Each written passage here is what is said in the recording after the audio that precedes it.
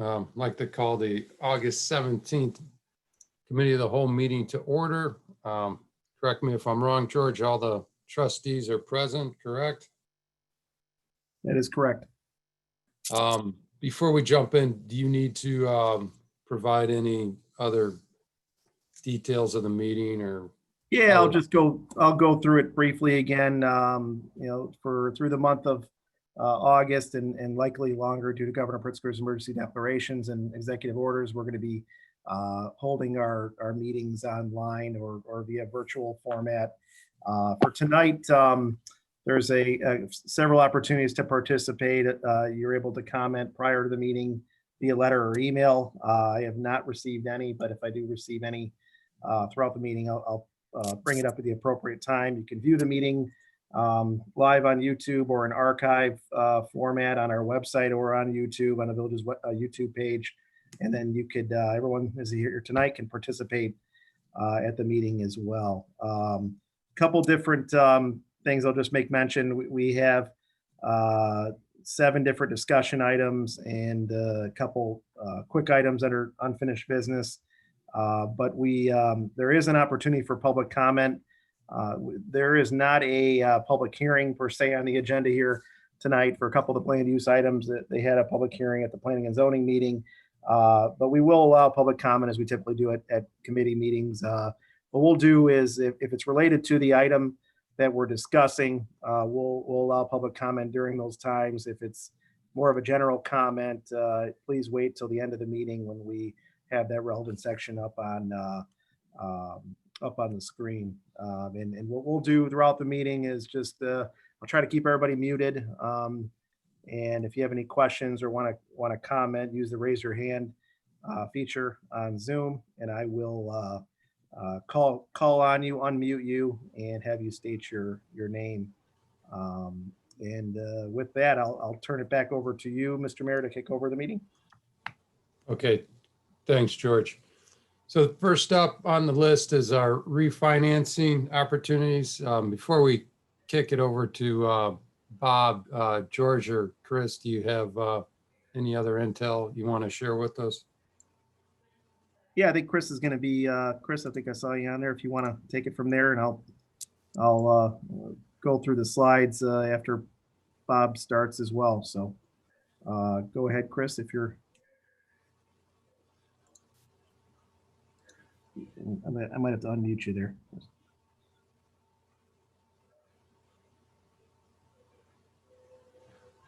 No?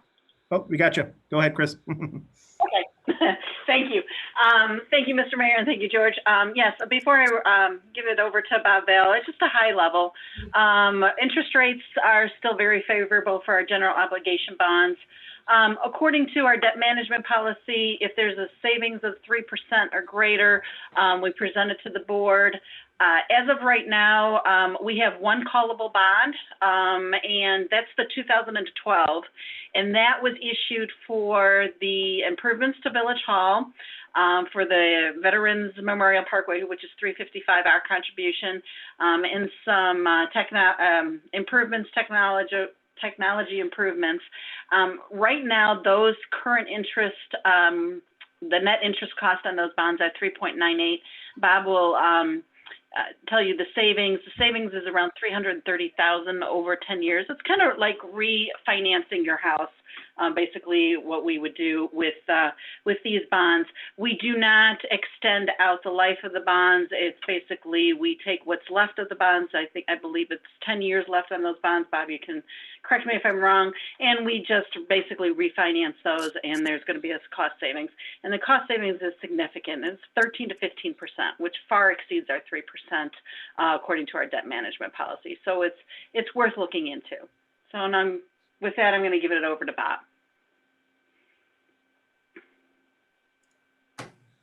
Okay.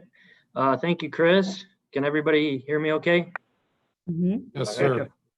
Okay. I just have a few slides that I wanted to go through, kind of explain, Chris kind of gave the general overview, where the bond market is today, the savings opportunity for the village, as well as potential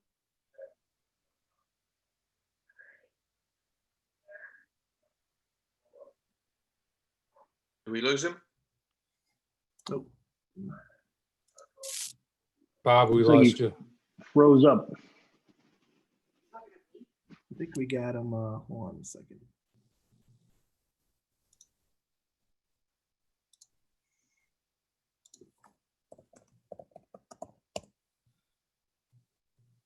See if we get him back in here.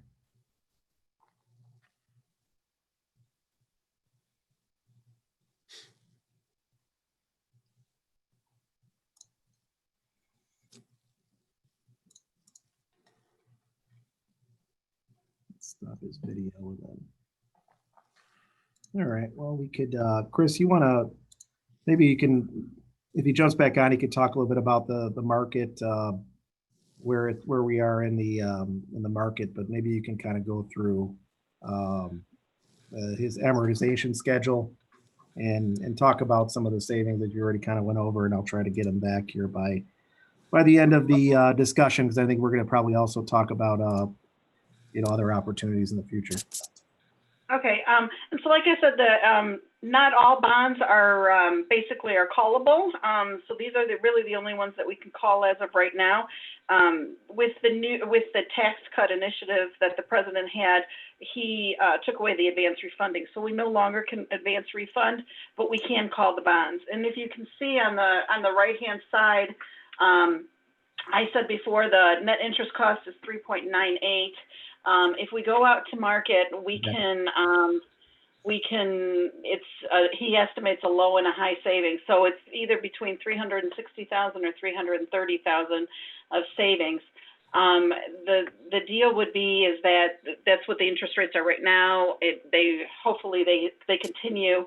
I think we would close around October, and then the bonds are called in January.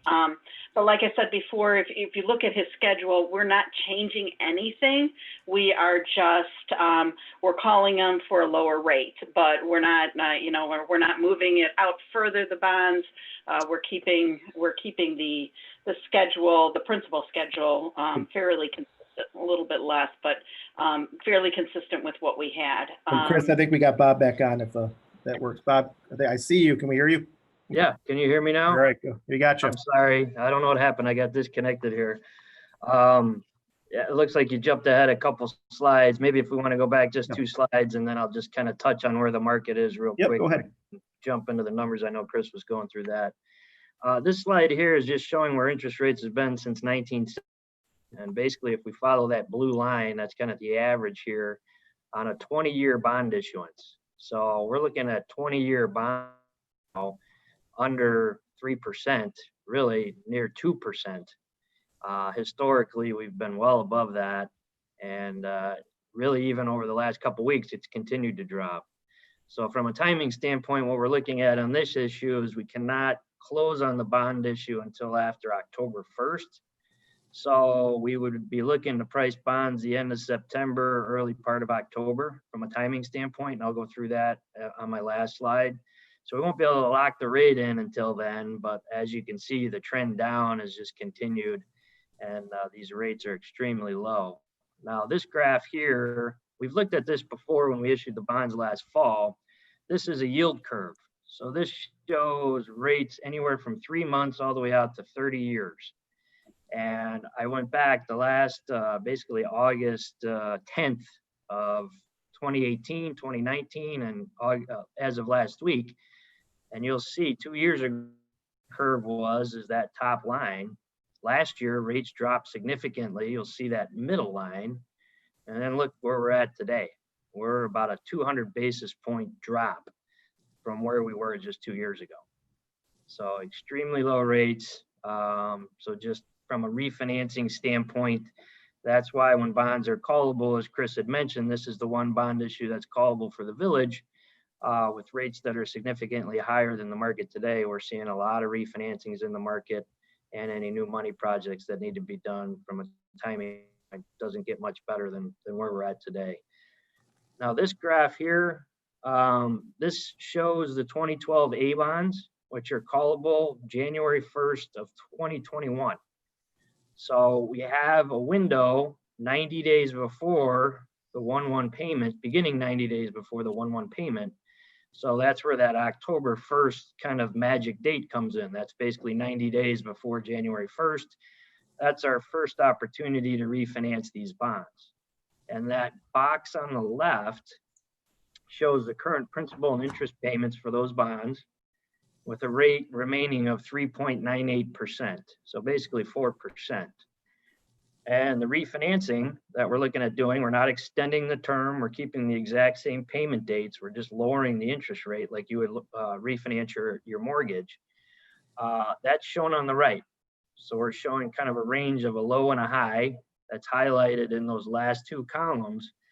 And as of last week, we're looking at anywhere from about 1.3 to 1.49%. These bonds actually go out 12 years. So it's pretty remarkable that you're borrowing or refinancing at under 1.5% going out 12 years. So we'd be looking to lock that in the end of September, early October. That's when that rate would actually get fixed. And that present value savings at the bottom, just to highlight that, that's 13 to 15%. And as Chris alluded to begin with, I mean, you're typically wanting to look at anything over 3%. So you're basically 4 to 5 times that number from the village's standpoint on your refinancing and your debt management policy. The last slide I want to cover is this slide, page 5. So since these are refinancing bonds, there's really just about 2 board actions that need to occur. The board needs to approve to proceed on the refunding. That would be the first, can happen either here in August or early September. And then we would come back at a subsequent meeting, usually the next meeting, with the bond ordinance, the parameters ordinance, which sets the purpose of the bonds and the security of the bond issue. And then basically during that time period, we're putting together the official statement. We're getting in front of the rating agency, Moody's rating agency, for another rating review. And then we're going out selling bonds basically early October, locking in that rate. And once we lock in that rate, that's when those savings numbers are locked in. So we're looking at probably about a 45 to 60 day turnaround, start to finish, once we get the go ahead from the board. So with that, that's kind of the real quick presentation. I didn't know, George or Chris, if you had anything additional to add and if there's any questions. Thanks for all your work, Bob. And Trustee Snagowski had his hand up, Mr. Mayor, but if you had anything before. Yeah, go ahead, Rick. Yeah, Bob, just one question. Are these, the cost savings, are those net after expenses? Yes. So okay. So those are the actual realized savings. Yep. I've put in Okay. I put in cost of issuance into those numbers. So the numbers that you're seeing would be net to the village. Okay, very good. Thanks. Bob, obviously this presentation very similar to what you've done in the past anytime we contemplate a refinance. So we're pretty familiar with the numbers and with rates. It sounds like the high and the low, it depends on what you lock in at, but what you're looking at as far as the goalpost right now, it's either going to be 1.3% best case to potentially 1.49%. Is that correct? Yeah. I mean, unless there's a dramatic change in the market, we're probably going to be looking at that range. And right now we'd be at the lower end of that range. Awesome. Okay. Yeah, I think it's pretty straightforward. Anyone else on the board? Anyone else have any other questions? Yeah, this is Dave. I have one question. Could you go back to the yearly payments? Yeah, this one. My question is, the current amortization is in the after refunding. It looks like the principal is 2 different numbers. Yep. And could you explain to me why that is? Sure. We're not refunding the payment that's 1/1/2021. So the January payment, the principal and interest payment, is not going to be refunded because the bonds aren't actually callable until that date. So there's no cost savings by refinancing that. So we leave that outstanding. You'll see it says existing prior debt service kind of towards the middle of the page, that $182,000. So that is a portion of why the payment is, as well as there's bond premium built in. So these rates are so low, an investor's not buying a bond at 50 basis points or 0.5%. So the bonds are issued basically with a 2% coupon. So it's paying a 2% interest rate, but they're yielding a 0.5%. What that means is they're paying you a premium. So by doing that, the net is we don't have to issue as many bonds. Investors are paying a premium because the rates are so low. So we're generating additional money from the premium, we're issuing a little bit less, and we're not refinancing the 1/1/2021 payment. So basically, those 2 to 3 reasons are why the principal doesn't exactly match up. Actually, you're going to have a little bit less in principal than you do now, outstanding after we do the refinancing, just because of the bond premium. Okay. All right. Thanks. Anyone else? Anyone have any objections to moving forward with the refinance? No. Okay. All right, great. Well, Bob, thank you very much. Chris, thanks as well. And yeah, it's every year we're always like, wow, interest rates can't go any lower, but every year then again, we get more rain every year too. So we'll never break that record, right? But it seems like we do. But anyway, thanks, Bob, for all your help on this. And hopefully we can get that rate closer to 1.3% or lower when you lock it in. So, Yep, absolutely. Thank you very much. okay, thanks. Yep. All right. Next up, the St. James Academy TIF. Jason, you taking the lead on this? Yes, I am, sir. So following the July Committee of the Whole, where we discussed village support for a TIF incentive for both Marbella and St. James Academy, both being, well, one already developed and proposed to be developed by Lotus Design and Development, we got direction that these requests should be separated. Makes good sense. They're in 2 separate TIFs. Marbella is in the new I&M TIF, and we have St. James Academy in the TOD TIF. As a follow-up as well, there's some discussion about the cost associated with the parking lot versus the cost associated with the entire development for St. James Academy.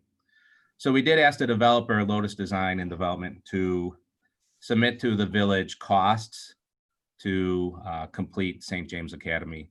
That would include the parking lot and all other construction and development costs.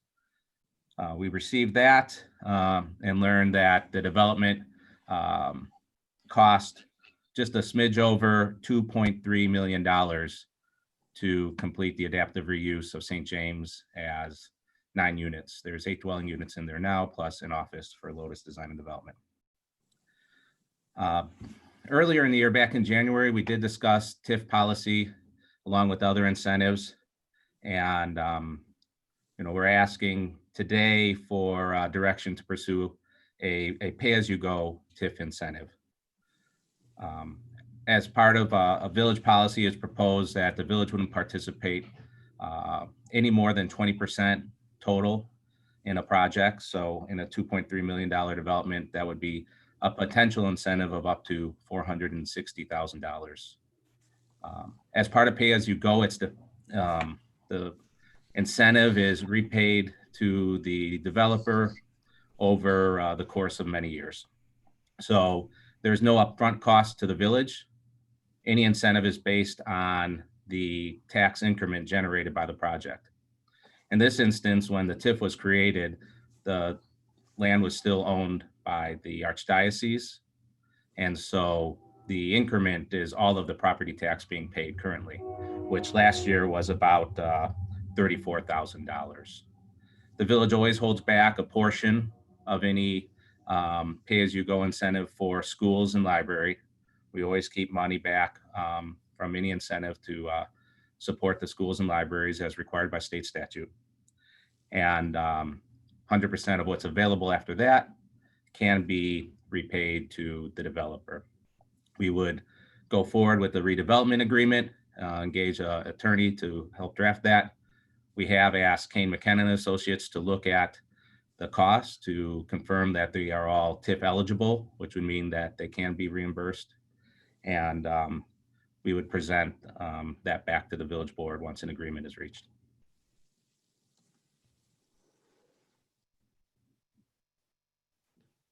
Thanks, Jason. I know we talked about this quite a bit at a cow. Do we have any other questions or comments regarding this?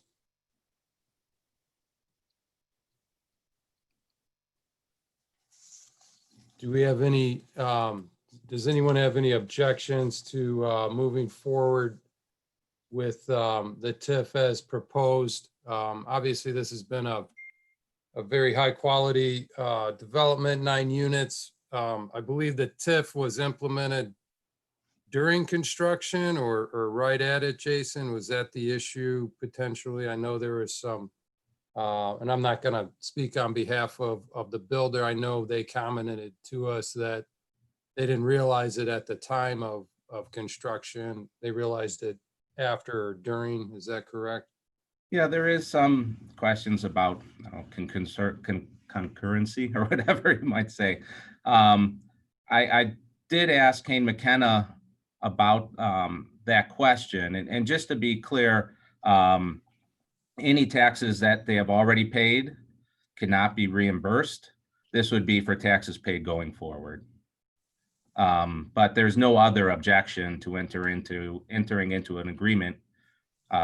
There may be a policy objection, but there is no legal objection into entering into an agreement at this time. Got it. And without rehashing the parking lot and its availability potentially to, other apartment users and, what they did for the alley and what they did for, repaving, the historical parking lot as well. Does anyone else have any comments or objections to moving forward with allowing this TIF incentive? I obviously have an objection to it. This is Dave. So Dave, can you I've give us voiced- your obvious, can you give us? I mean, I your voiced obvious it. Yeah, objection? no, that's fine. I'm just saying that because I voiced it in the last couple ones. So I don't understand I completely support the TIF in the other property for this developer. I just don't understand the need for this. I get the developer has expenses that are going out, but I don't see the need for it. Is the developer having issues on funding the project that he's already done? To me, it appears to us just giving a payment out because they're eligible for a payment. I haven't seen any of the real numbers on if there's a hardship that this developer has on this property, but I appreciate the work that he did on the property and the work he did around it. So I guess I'm just struggling because I don't see that. To me, a TIF is an incentive for a blighted area for something that otherwise wouldn't be developed and to help fund what was being developed. And in this case, it doesn't seem like that's what's happening. It seems like we're just giving them the money to give them the money. So I do not have that same objection for the other property. I think that other property is definitely requires the TIF. So it's just this one.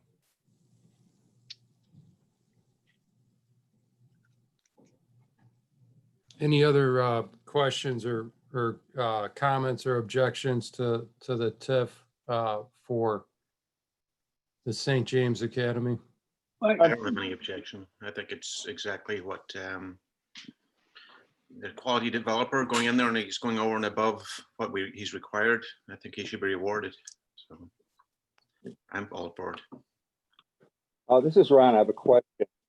After the money is set aside for schools and library, so 100% of that money would be going to the developer every year until the money, the 20% is paid off? That's correct. Yeah. So we would estimate if approved for that 20% number, that 460,000, that there would be approximately 15 years of payment reimbursed to Lotus Design and Development. Mm-hmm. And after that, like any other incentive, after that cap is reached, 100% of the money goes back into the TIF. And we always continue to set aside money for new schools and library. How is that TIF doing as far as increments? It's not much there yet because, you know, this TIF was created in 2018, if I remember right. Could be 2019. The years are just zooming by now. You know, property taxes are always, you're always getting last year's taxes in a TIF. And I don't think Cook County has paid out some property taxes in some time and whatever. So right now after the first year, there was only like $30,000 in the entire TIF. There was very little, but that should be expected in year one of a TIF. What I'm wondering is if policy says up to 20%, could we stretch this out, give them 15% or just stretch it out more years? So a little more money builds up in the TIF? Yeah, there's definitely, you know, there's opportunity to reimburse village for any costs incurred, legal costs, et cetera, of creating a TIF. It's up to 20% of development cost. You could decide, you know, well, maybe 460 isn't the right number. Maybe it's this number, as well as the amount that is rebated back to the developer each year. You could say, okay, we agree with 20%, perhaps the 460,000, but would rather pay that back over 20 years or over the life of the TIF, which is, you know, 24 years. Either way would be you know, it's however you want to come to terms in a redevelopment agreement. I would prefer 20 years, so at least some of that goes into the TIF to build it up. That's all. Thank you. Makes good Thanks. sense. Thanks, Ron. And Jason, just so I understand, you know, the math. So there's 9 units, is that correct? That's correct. And so 9 units, and what is the average? I mean, do we have anyone on from the builder side? No, we didn't ask anybody from the builder to attend. So nine units times, what is it, $1,900 a month approximately? I heard their rents are anywhere from 16 to 2,000. So if it's 1,900 a month times 12, they're bringing in $200,000 a year. And that's, you know, if you subtract 50,000 in expenses and maintenance, you know, whatever it is, selling costs, that this builder is making $150,000 profit a year for a $2.3 million investment. That's like a 15.3 times. I don't know of any builder that would take that risk. And for such a great, you know, quality of product, you know, if this came in before the project, I would have said, and knowing what they were going to build, I would have said in a heartbeat, let's do that. So I just think all of us need to understand, you know, that when we say, hey, is this this builder did it anyway? I think what we need to understand is this builder did a high quality job, is not making near the margin anyone else would do. So I think you got to look at the financing side as well. So John, that's what I asked, though. I haven't seen the financing side of it. That's what I asked for in the last meeting as well. So yeah, it's on I don't page 3, know what Dave. but you're talking about rents, right? I don't know what the rents are in this property. This property was backdoored, intentionally or unintentionally. This property was backdoored, so we never had any visibility into what was being done. Dave, what does backdoor mean? I don't understand that. It means that it never came in for a PUD. It never went in front of our board, and then after the fact, now they're asking for money on this property. Right. So this is the first time that this property came to the board was after it was approved, after it was built, and then it came to this board for TIF money. That's what I mean. That's what I'm saying. Intentional or unintentional. I don't know what backdoor means that according to the code, they had to come in and they did not. But I mean, I just want to make sure you're using the right term there. Yeah, and I think that is up for debate, right? Which we've had that debate before as to whether or not they should have been in for a review and a PUD. So these 2 properties are now merged, right? They were permitted separately. The wall that's going across 2 properties are on 2 properties. That was done separately, and the board didn't get a chance to see it. I very well could have a completely different answer, just as you say, if they came in. I don't know what the rents are. You're saying the rents could be 1,900. They haven't come in and showed it. That was my point in the beginning is I don't see a hardship from the builder, which is the intent. Well, Dave, of we had a board meeting. Everyone was invited, and they told us that the rents were going to be from 1,600 to 2,000. So Okay. I don't think they were hiding information. I think this is pretty basic information, just back of the envelope math. It's a very high quality development. So I completely agree. I'm just saying, be careful in how you characterize what they're doing. And I said I completely support the TIF on the other property as well, John, right? No, I get it. I just want to make sure that, there isn't a mischaracterization of this developer and the product he put up. That's all. And I think the quality is excellent. I really think you did a great job in the building.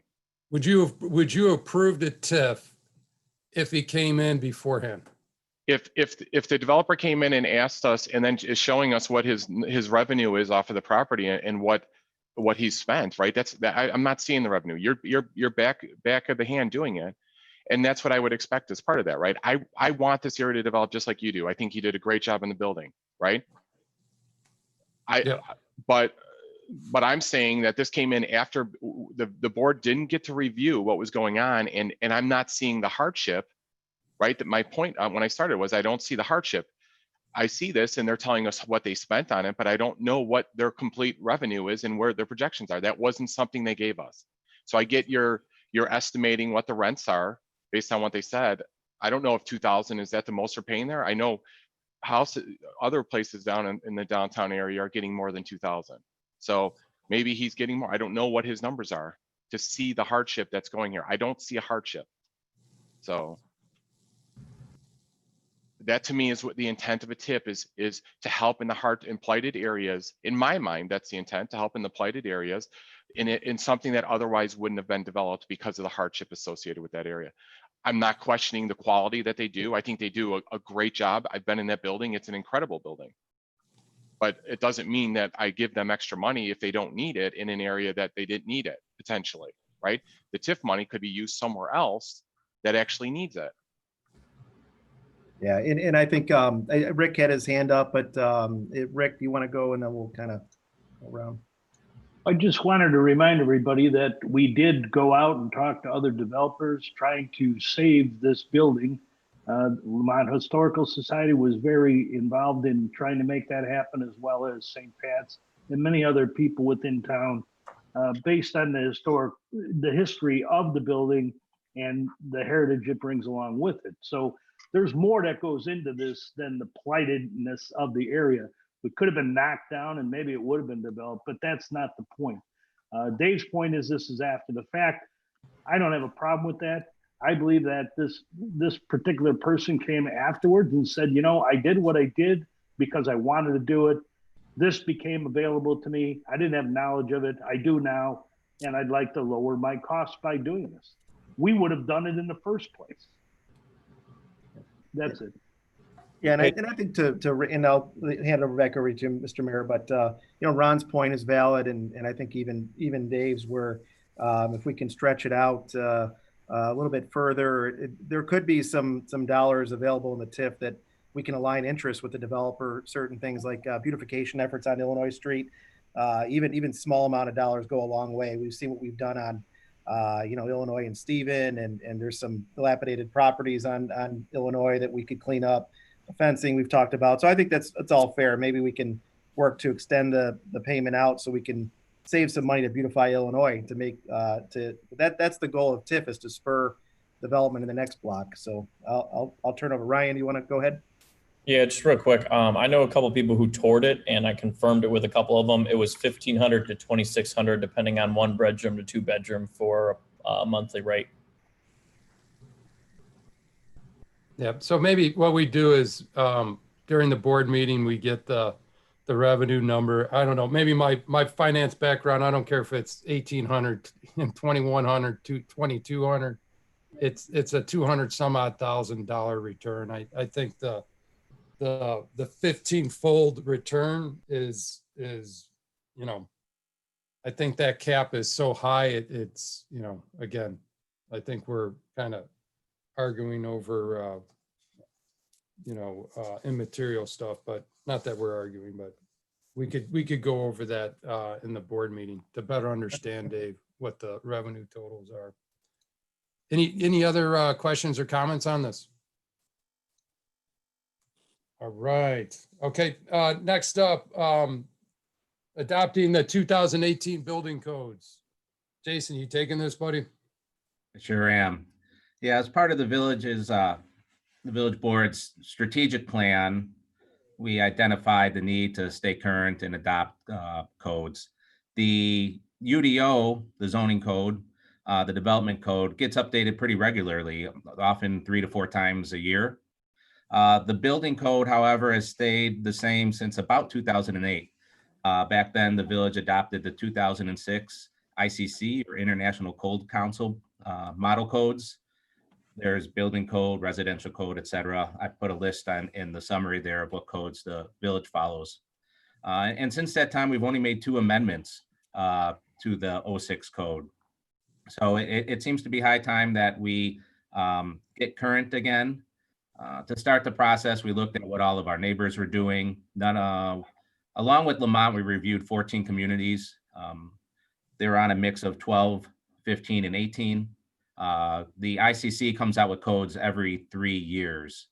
So we were looking at taking the most recent codes, the 2018 codes, even though there will be some 2021 codes out there.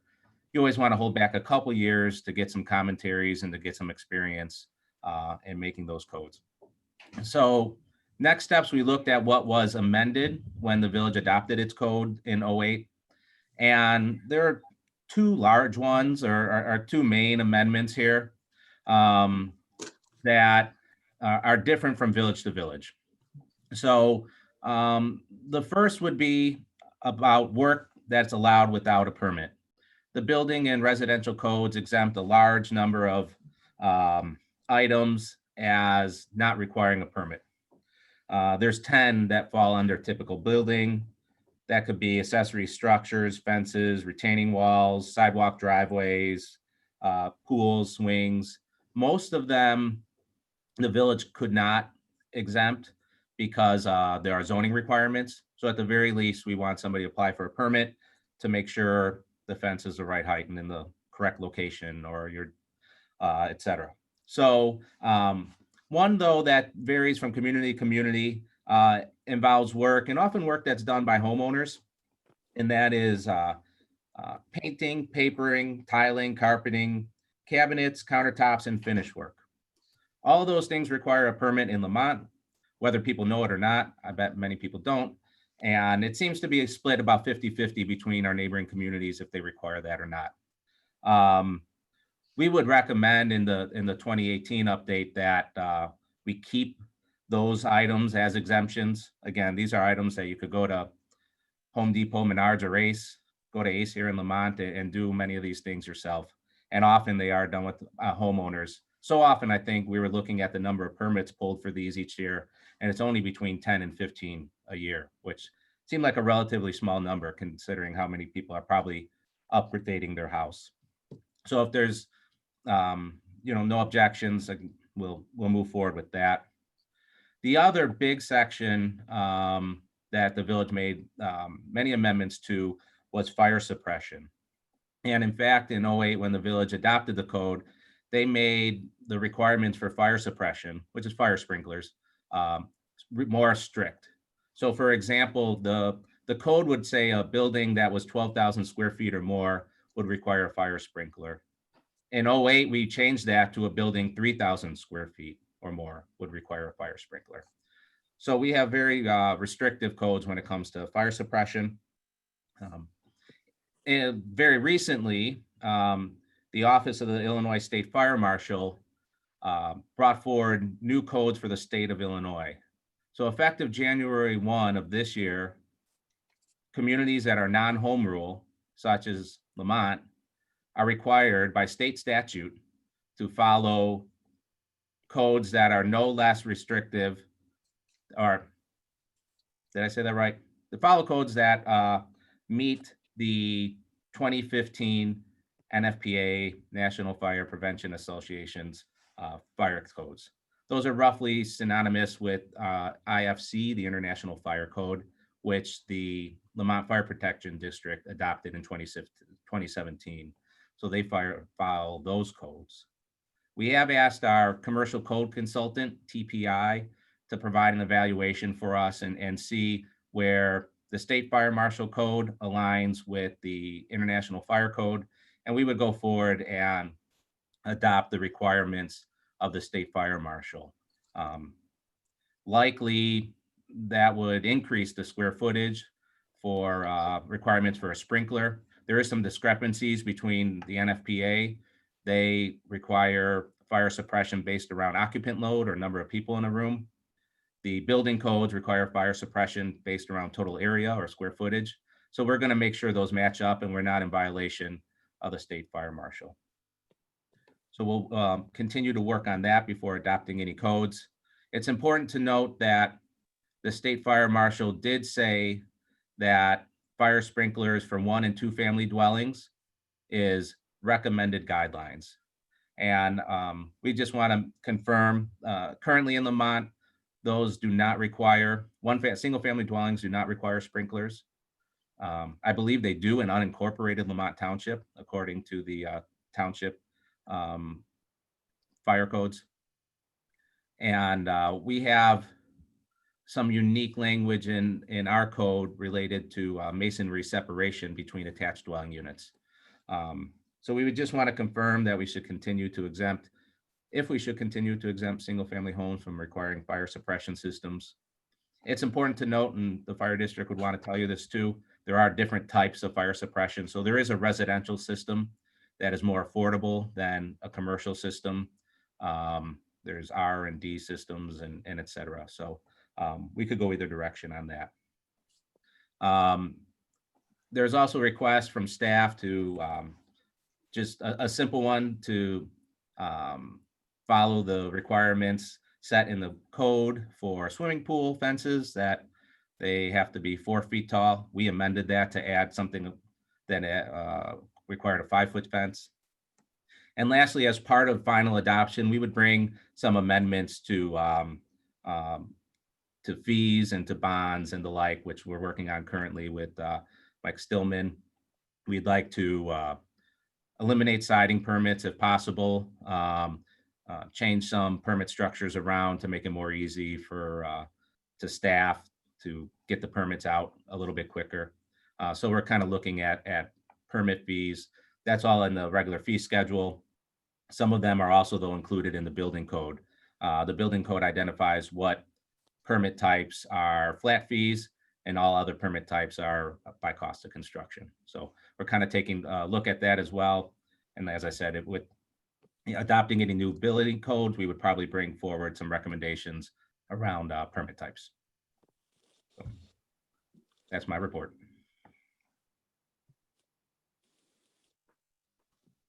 Thanks, Jason. Do we have any questions or concerns regarding recommendations to moving to the new codes? And Rick had his hand up. Rick, if you want to go ahead. Yeah, I only had one comment, and that's with regard to the fire suppression. There are a lot of other considerations we looked at when you come to fire suppression. I still think that is an option to the homeowner, should stay that way, similar to storm windows and storm doors. It's a feature that can be added if needed. You know, many years ago, we looked at the location of fire houses, making sure that they were within 3 minutes of fires in certain areas. Unless we're going to start considering tax savings by elimination of some of those, then I think we ought to have a long talk with the fire district about what are we really pushing for. So I've got a problem with redundancies in those types of thoughts. Related Thanks, Rick. to that, somewhat, there is an exemption as well that's unique to Lamont on fire suppression. So any property located within the historic Lamont downtown district is exempt from requiring sprinklers on change of use. So existing buildings, when they change their use, need to meet current codes or whatever the adopted codes are of the village. In 2011 or 2012 or so, the village created a local amendment to exempt downtown buildings. We're actually not sure if that exemption can stand with the current requirements from the state fire marshal, but that is something we're looking at. And would be interested if there is continued support for that exemption.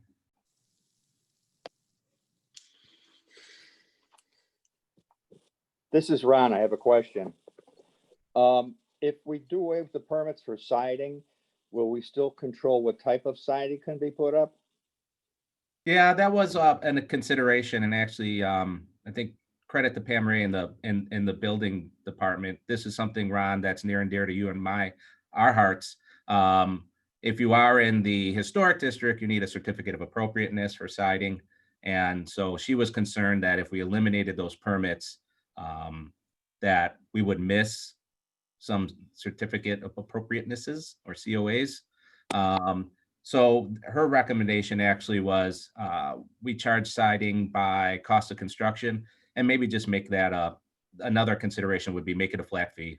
And that way they still get a permit. We still get to review the siding and make sure it meets the design standards or design guidelines and requirements of the downtown. I like that idea. All right. Hey, Jason, Kudos sorry, for you. I just didn't understand one thing there, Jason. Are you saying that we would only review it if it was downtown, not in everywhere else? Like do No, that fixed fee, or it would be everywhere we would do that fixed fee? It would be everywhere. Okay, good. It's particularly important in downtown because you also need HPC approval. You need official approval, but because of the UDO and design regulations, it's important anywhere in the lot. Yeah, I'd like having them come in for siding review. So yeah, I'm maybe good with we'll that. add that to our flat fee list. Yeah, simplifying it's definitely better. I like that as well. So. And Rick had another comment. Go ahead, Rick. Yeah, on that particular one, the other consideration with the permitting was making sure that the business that is doing the work is licensed and insured.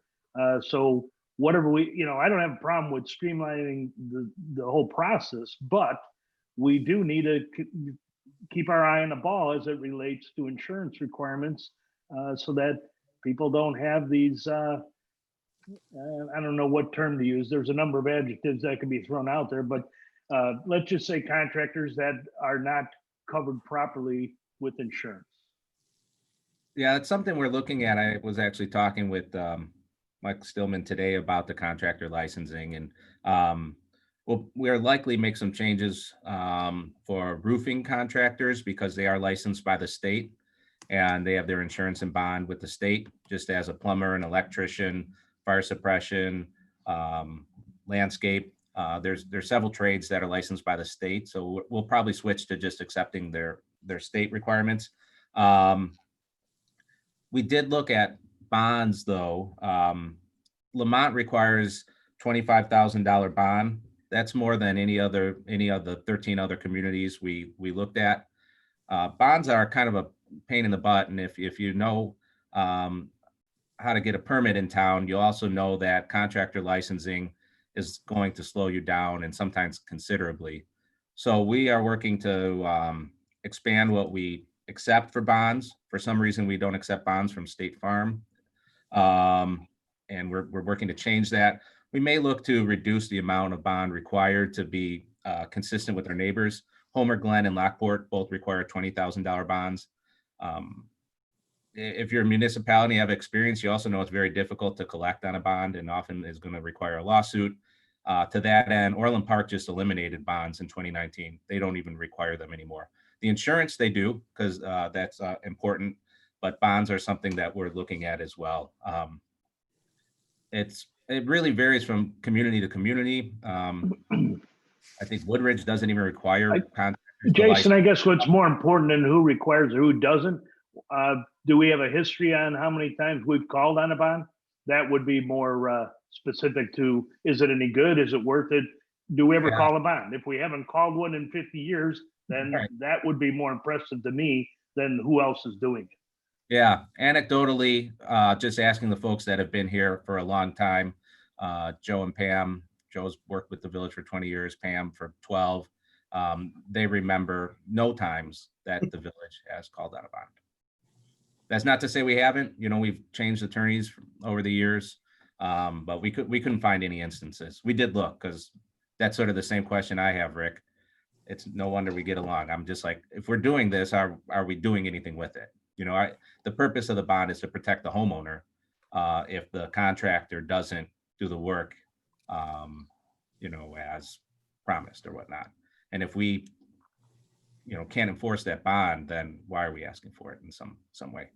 I did pose that question to a colleague in Homer. He said, well, at the very least, it shows that a contractor is bond worthy. You know, they are a good enough contractor that they could go out and get a bond. So there may be some value, at least in that. And some places have like a $10,000 bond or something, probably for that. It shows, like insurance, it shows that there's some credibility to the contractor.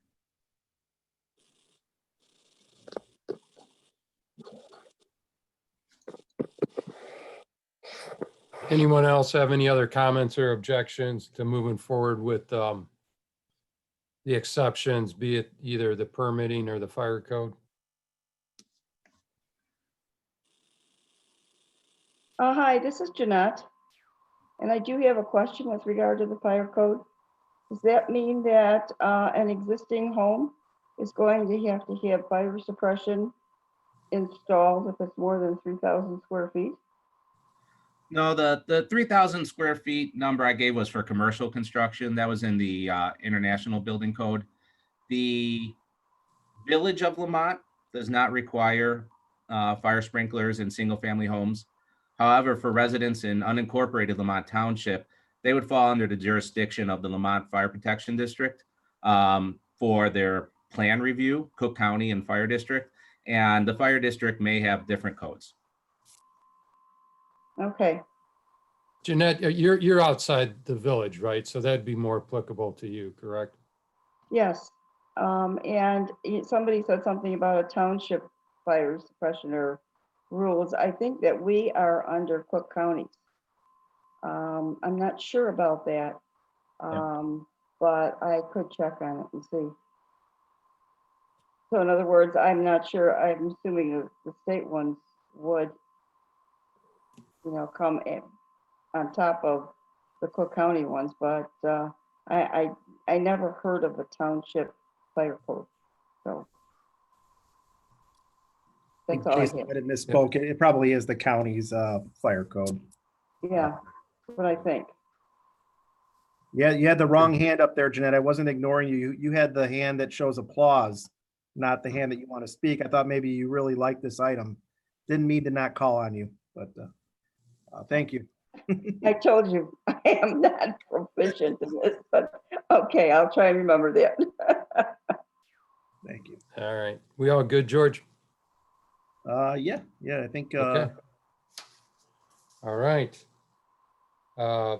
We got 3 down, several to go. Okay, time check, 7:30. Next up, we have the amendment of our liquor licenses. George, are you going to take the lead on this? Jason's got this one before we turn it over to Mark. So go ahead, Jason. Okay. Yeah, sorry. My Zoom timed up for a minute, so it was telling me to move it along. In particular, this is related to a user in the former Higher Grounds. They've are using the space as a small, less than 50-person gathering space. It's been a popular option, especially in these days. And they were looking to offer alcohol in the same manner that Lamont Township Center allows it, where the township isn't providing the alcohol, but guests can bring their own in. I know this could be a popular option. I keep telling people I did the same at my wedding when I got married 18 years ago today. Actually, today is my anniversary. And we got married. Happy anniversary, Jason.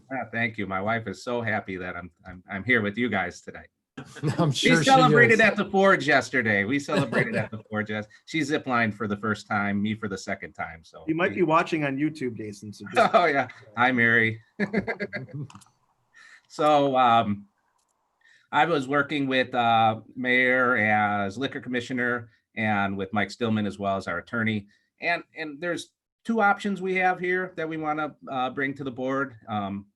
One was simply creating a BYOB style license. We nearly have one. One was created for, can't remember the name of the business. I describe it as Paint and Pour, La Art, something. It was on Stevens Street.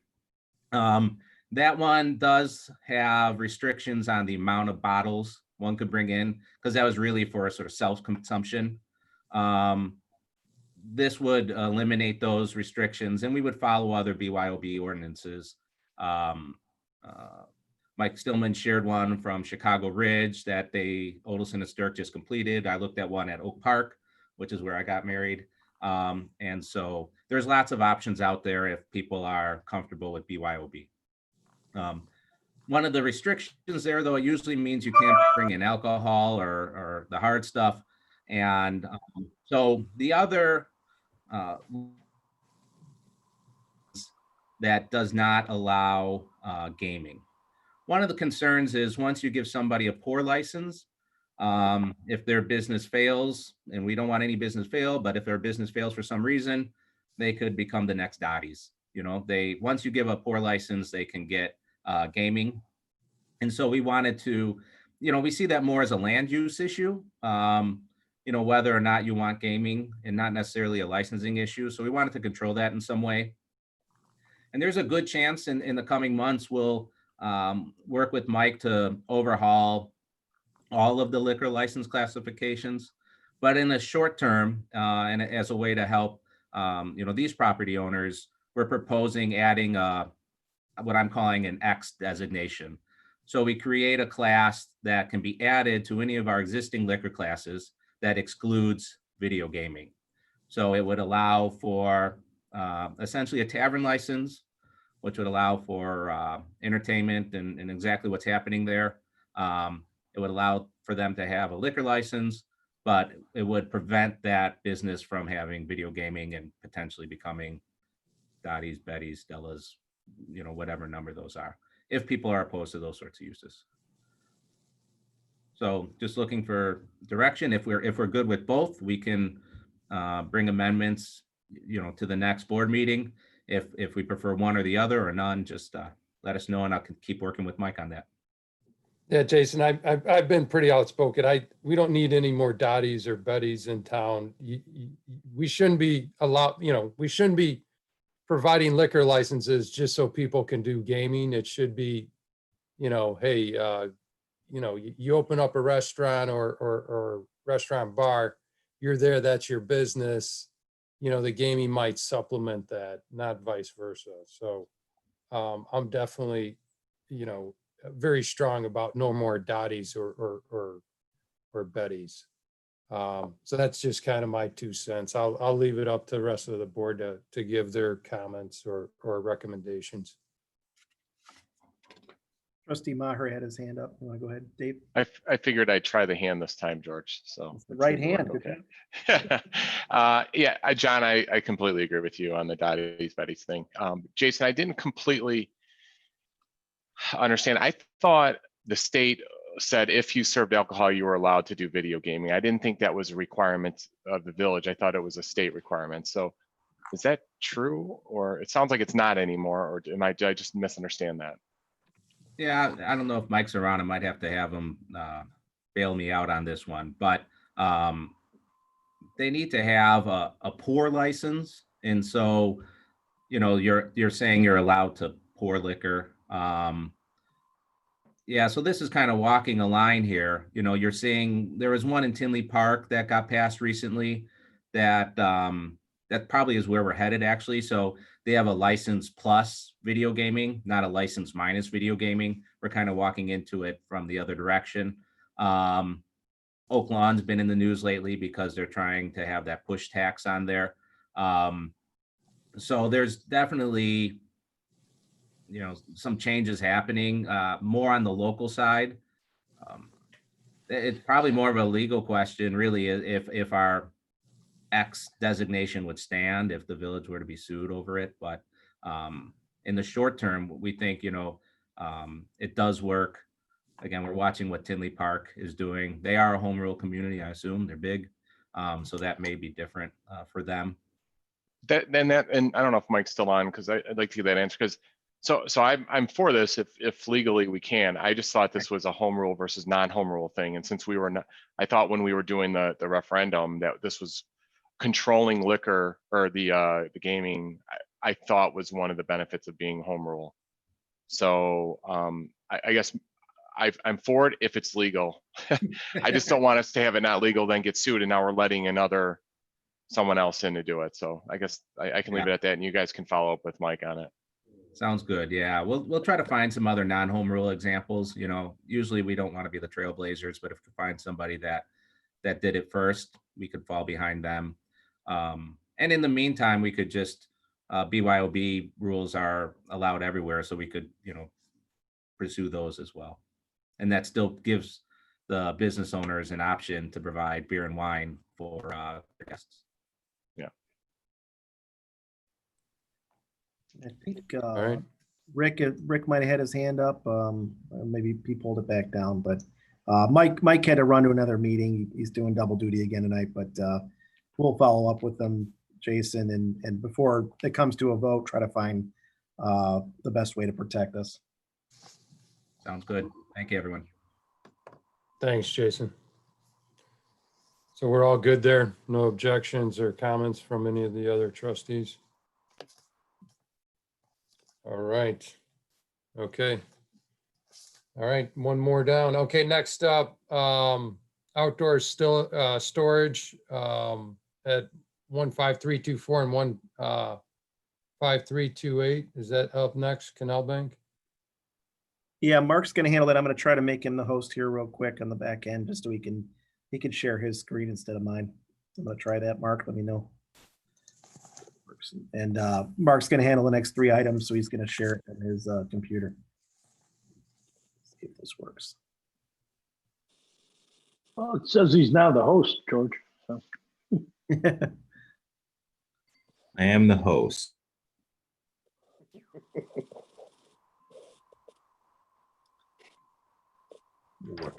There you go.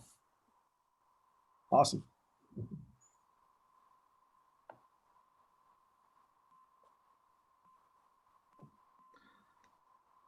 George and Mark, you millennials, you're so good at this. When you tried to give me the screen share ability, I had no idea what I was doing. Well, Good job, guys. Last meeting, my computer kept crashing, so I thought, let's let Mark handle this one. Right. Well, I was a little nervous that it wouldn't work either, but here we are. It's working. Good evening. Thank you. So the first of these 3 items that went to planning and zoning recently here in August, this is the Russo salt special use request, property located on Canal Bank Road. The applicant is Lamont Holdings LLC. They are the contract purchaser of the site. They will lease the property to Russo Salt. The property has M3 heavy manufacturing zoning, and the requested special use is for outdoor storage. Specifically, it would allow a collection and distribution point for de-icing material, salt, mulch, and other non-hazardous materials. This is similar to an existing special use that Russo Salt has that was approved in 2018 for their current location on Des Plaines River Road. And all right, there we go. The subject property is used for industrial purposes with the manufacturing zoning, as I noted. This is true for the surrounding properties as well. The current use, I believe, construction yard that has some material and equipment storage on the north half of the property with A block mulch utilizing the southern portion of the property. The applicant does intend to keep them on as a tenant. Russo would use the property Monday through Friday from approximately 6 a.m. to 3 p.m. There may be the need to extend that time during peak operations, and they'd have about 3 to 6 employees there at time.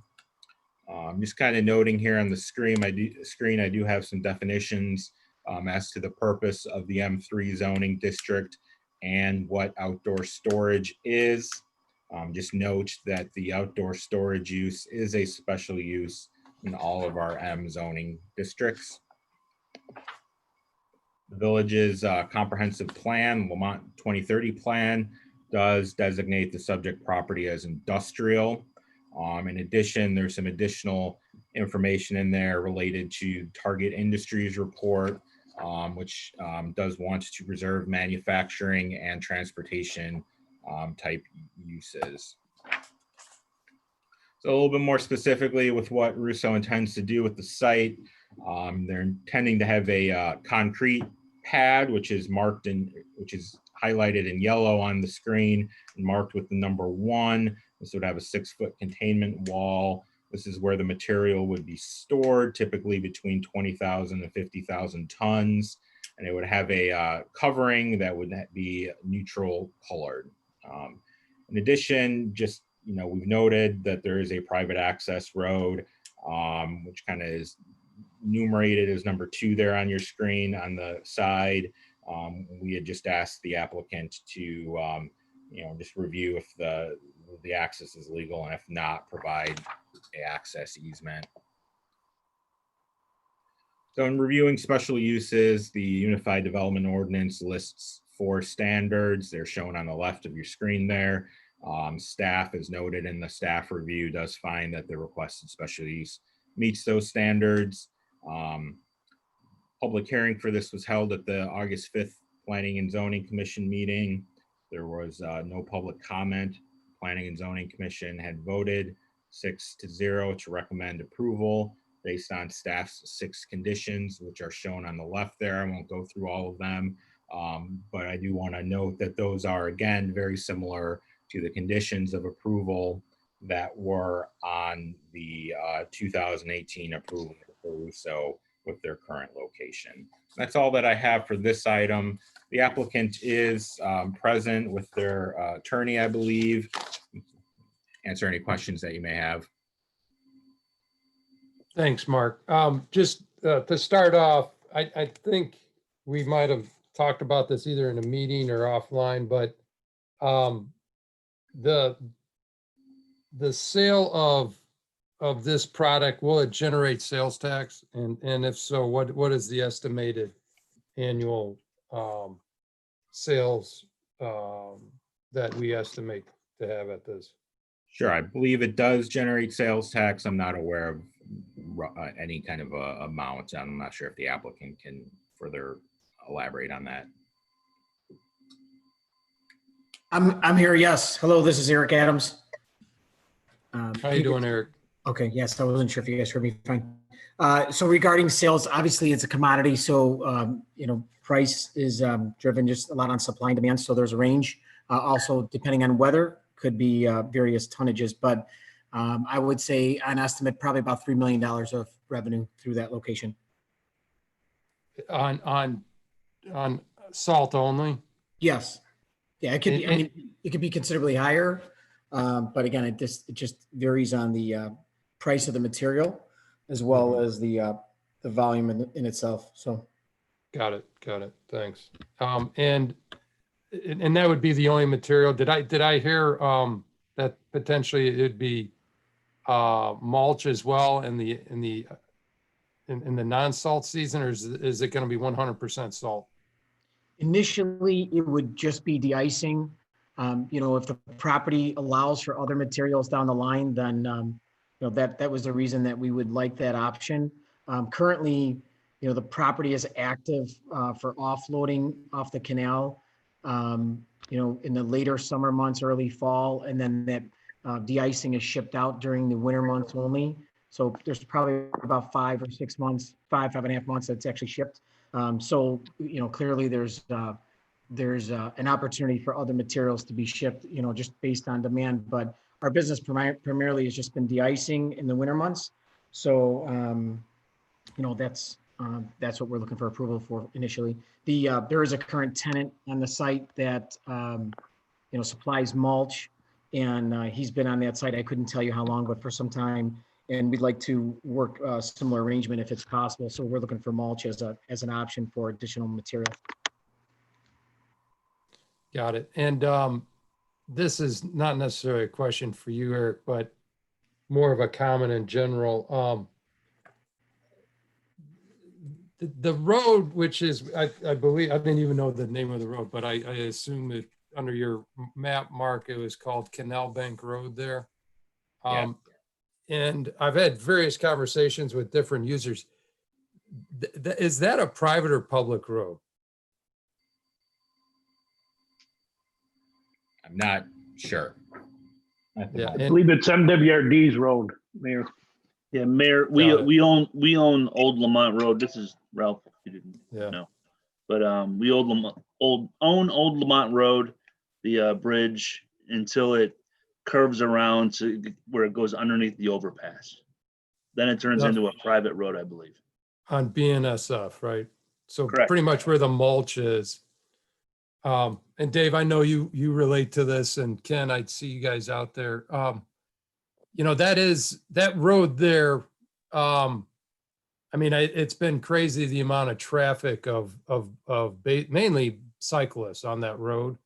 And what I'm getting at with this is outside of this specific issue for this special use, but I mean, it's getting almost somewhat a little bit dangerous on there. I think what we need to look into is working with MWRD of maybe doing some striping on the far west side of maybe, you know, whatever it is, 5 or 6 feet to make that, you know, for cyclists only, or maybe, you know, 4 feet on each side, just so that, you know, because of the increased traffic. I know we just had a new user go on the far east side, I believe. Then in WRD, then we find out that they approved a truck parking user on that side, if I'm correct, Mark? I'll jump in. Yeah, that's correct. Yes. Yeah. That's So in I'm- unincorporated Cook County. And I know that, you know, this leads into the DePage Forest Preserve. So again, I just be curious, maybe if we can somehow reach out to MWRD or maybe do some homework to figure out, you know, what we can do, just because it is becoming a big recreational road there. And so anyway, that's just my 2 cents on it. I'll add, Mayor, the district does lease the strip along the Des Plaines River to our friends at the Cook County Forest Preserve District. So that is leased, if you look on their lease map, for recreational use. So Cook County, as part of the Centennial Trail, Cook County does have a lease with the MWRD for that bike trail. So you know, maybe a first point of engagement is to get Cook County to stripe where they're leasing the land. There you go. Yeah, let's just do a little work on that, because I know a lot of, you know, cyclists, you know, you get a lot of movement coming out of Romeoville from the west, and, you know, coming out of you know, on the far east. You know, a lot of people don't know that those 2 trails actually connect, and if it is striped, and it also just make things safer. So anyway, that's my 2 cents. We should take a look at that, if you don't mind. With that being said, any other Yeah. questions or comments for Did you the see special Trustee use? Maher, you have your hand up, Trustee Maher. Yeah, Yeah, go ahead, Dave. I have two relatively quick questions. The 3 million in revenue, is that primarily to municipalities or private? Because that obviously changes the sales tax on it. That's a great question. We're primarily 95% of our sales are done. They're taxable to contractors. Okay, great. And then the last one, Mark, could you possibly go back? I just missed the uses that they're asking for the special use. So what materials? I just wanted to see that. So, and then that's it.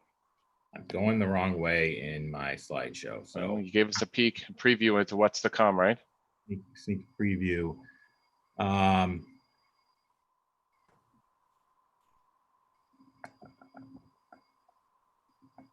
It's really just special use for the outdoor storage is the only special use request, and it's to allow for that de-icing material and possibly mulch or other non-hazardous materials. Okay. Okay. Thanks. That's it. You're welcome. Trustee McClafferty, I saw you had your hand up earlier. Did you? Yeah, no, John asked, it was regarding sales tax. Anybody else? I'm not seeing anybody else's hand up, Mr. Mayor. Okay, Deb. Okay, if no one else has any objections, let's move on, or no comments, let's move on. Bear with me a moment.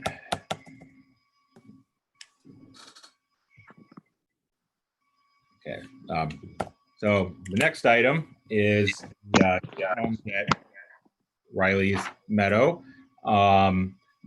This is a property located at 15300 127th Street. It's on the south side of 7th between Prairie Lane and Ashbury Circle. The applicant is Phil Cullen, the contract purchaser of the property. The request would involve an annexation with an annexation agreement, rezoning then from the default R1 zoning to the R5 zoning district, and a preliminary plan unit development approval with departures from standards. Subject property currently consists of 2 parcels with an old frame building, pump house, some non-jurisdictional wetlands, and a gravel drive on the property. What is proposed is a total of 20 units that would consist of 2 3-unit buildings. Those are the 2 buildings to the north and the south near the number 1 on the plan. In addition, there would be 7 2-unit or duplex buildings on the west side of Prairie Lane near number 2 on the plan. In addition, there would be lot 10 near number 3 on the plan is intended for stormwater. And then item number 4 would be an outlot to the north along 127th Street, which would be their open space, which would consist of 2 benches and additional landscaping. Plan also does allow for pedestrian connection, both in terms of a sidewalk and potentially just an additional pedestrian connection on the west to allow for the tenants of the residents of the proposed project to travel and access the existing Ashbury Woods Park to the south. What I have on your screen now are the conceptual building elevations, both the front, which is the primary image, and the side and the rear as provided by the applicant. The units are proposed to be brick for the entire first floor, the neutral colored LP smart siding or similar product for the second floor. The applicant will comply with all of the village's duplex/2 family residential design standards. So as noted, the subject property is currently unincorporated. It is surrounded to the north by B1 zoning. That's a professional office building. I believe it's a medical office building that had been approved as a PUD back in 1991. And then the east, west, and south are all residential, either R5 or R4 zoning that all been approved as plan unit developments. And again, the applicant is proposing R5, which would mirror the zoning to the east and to the south. The village's comprehensive plan shows the northern portion of the property under the mixed use land use designation. This is likely just at the time that the plan was being prepared, some uncertainty as to whether or not it would develop as either a residential or some sort of office, commercial office type of a use, given the existing land uses there fronting 127th. That's the area shown in brown, the mixed use designation. The balance of the property, the sort of tan color, is the contemporary neighborhood district, which does allow for the single family attached uses, and it does indicate an average gross density in the contemporary land use area of approximately 5 dwelling units an acre. The applicant's project is roughly 5.29 dwelling units an acre. This does not count Prairie Lane since it's already a dedicated road. However, the number may be a little low as there is some frontage along 127th Street that will need to be dedicated by the applicant. Additionally, the comprehensive plan has language in there regarding in the Our Home section about achieving and maintaining the right housing mix, specifically to encourage single-family attached and multifamily developments, encouraging infill developments as well. One thing to note is that the plan does call for connecting existing streets, making connections between the existing streets. That's one area here where the Ashbury Place road stubs to the west and to the south. The applicant would be using the one to the west and adding to it with the cul-de-sac bulb, but the connection to the south is not to be connected to as proposed. So as noted, the request is for preliminary plan unit development. The ordinance does allow for plan unit developments in which normal zoning standards are modified as permitted deviations. Again, all of the surrounding adjacent properties were approved as plan unit developments with deviations from the applicable codes at the time. For the subject request, the proposed deviations include allowing for 10-foot side setbacks for the duplex units, which are lots 1 through 7, which are the units that front Prairie Lane to the Prairie, they're on the west side of Prairie Lane. The R5 zoning does require 15-foot side setbacks, but note that in 2018, the village did approve the R5A zoning, which does allow for 10-foot side setbacks for duplexes. The R5A does not allow 3-unit townhomes though. So the request is for the R5.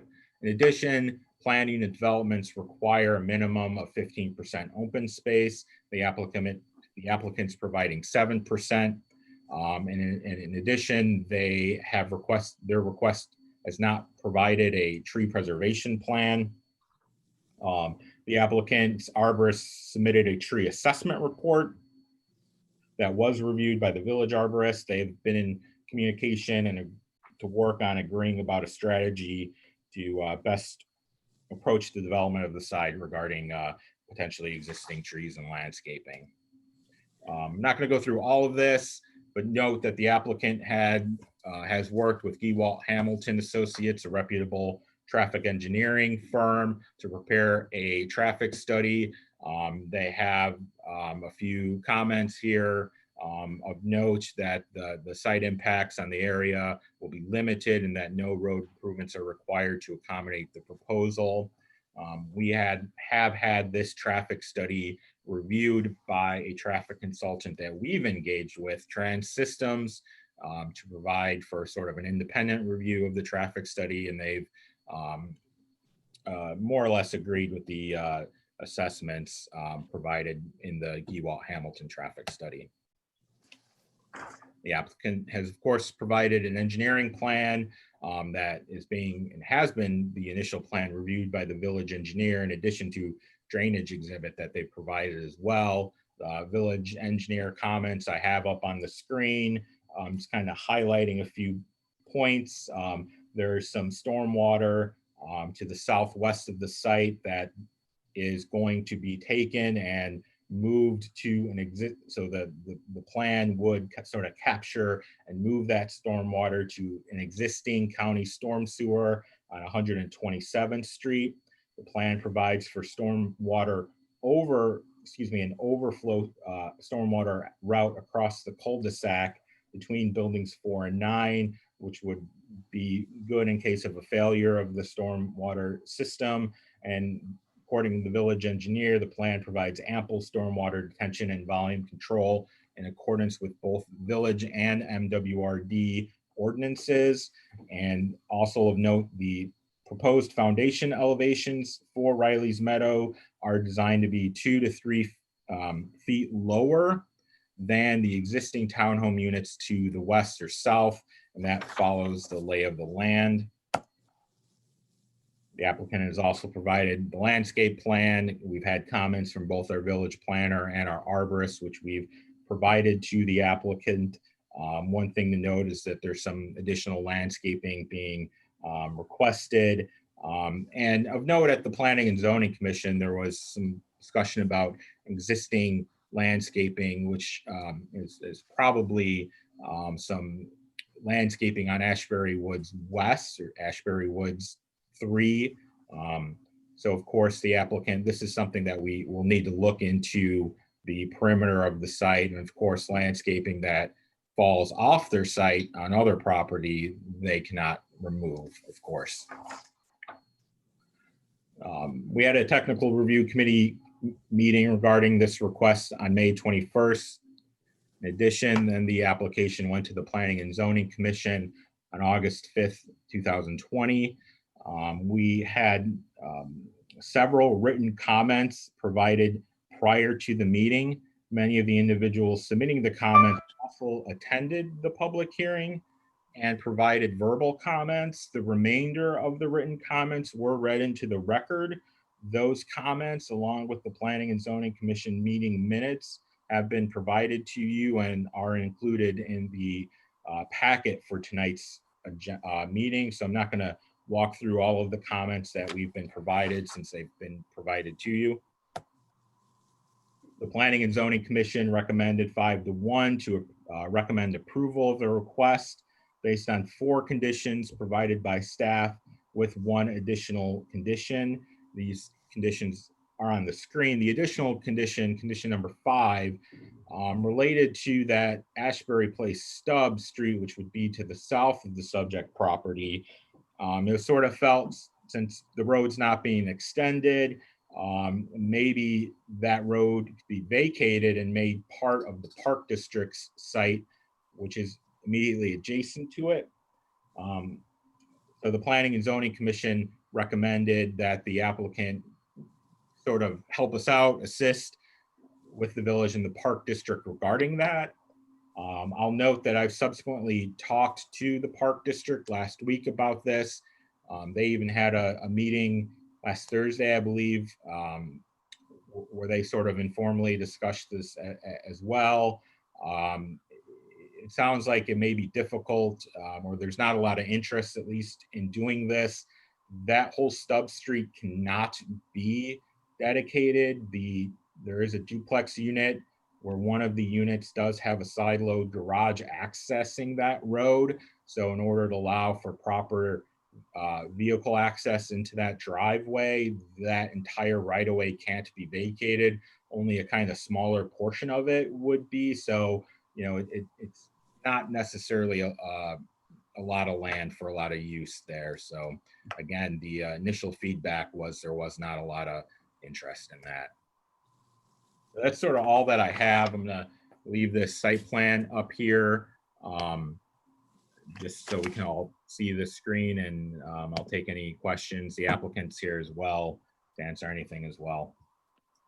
Thank you. Hey, Mark, or Phil, I think you're on this as well. I don't know who, probably Phil, it's more of a question for you. Phil, what's the, as far as from a marketing standpoint, what price range, you know, do you think these units will bear?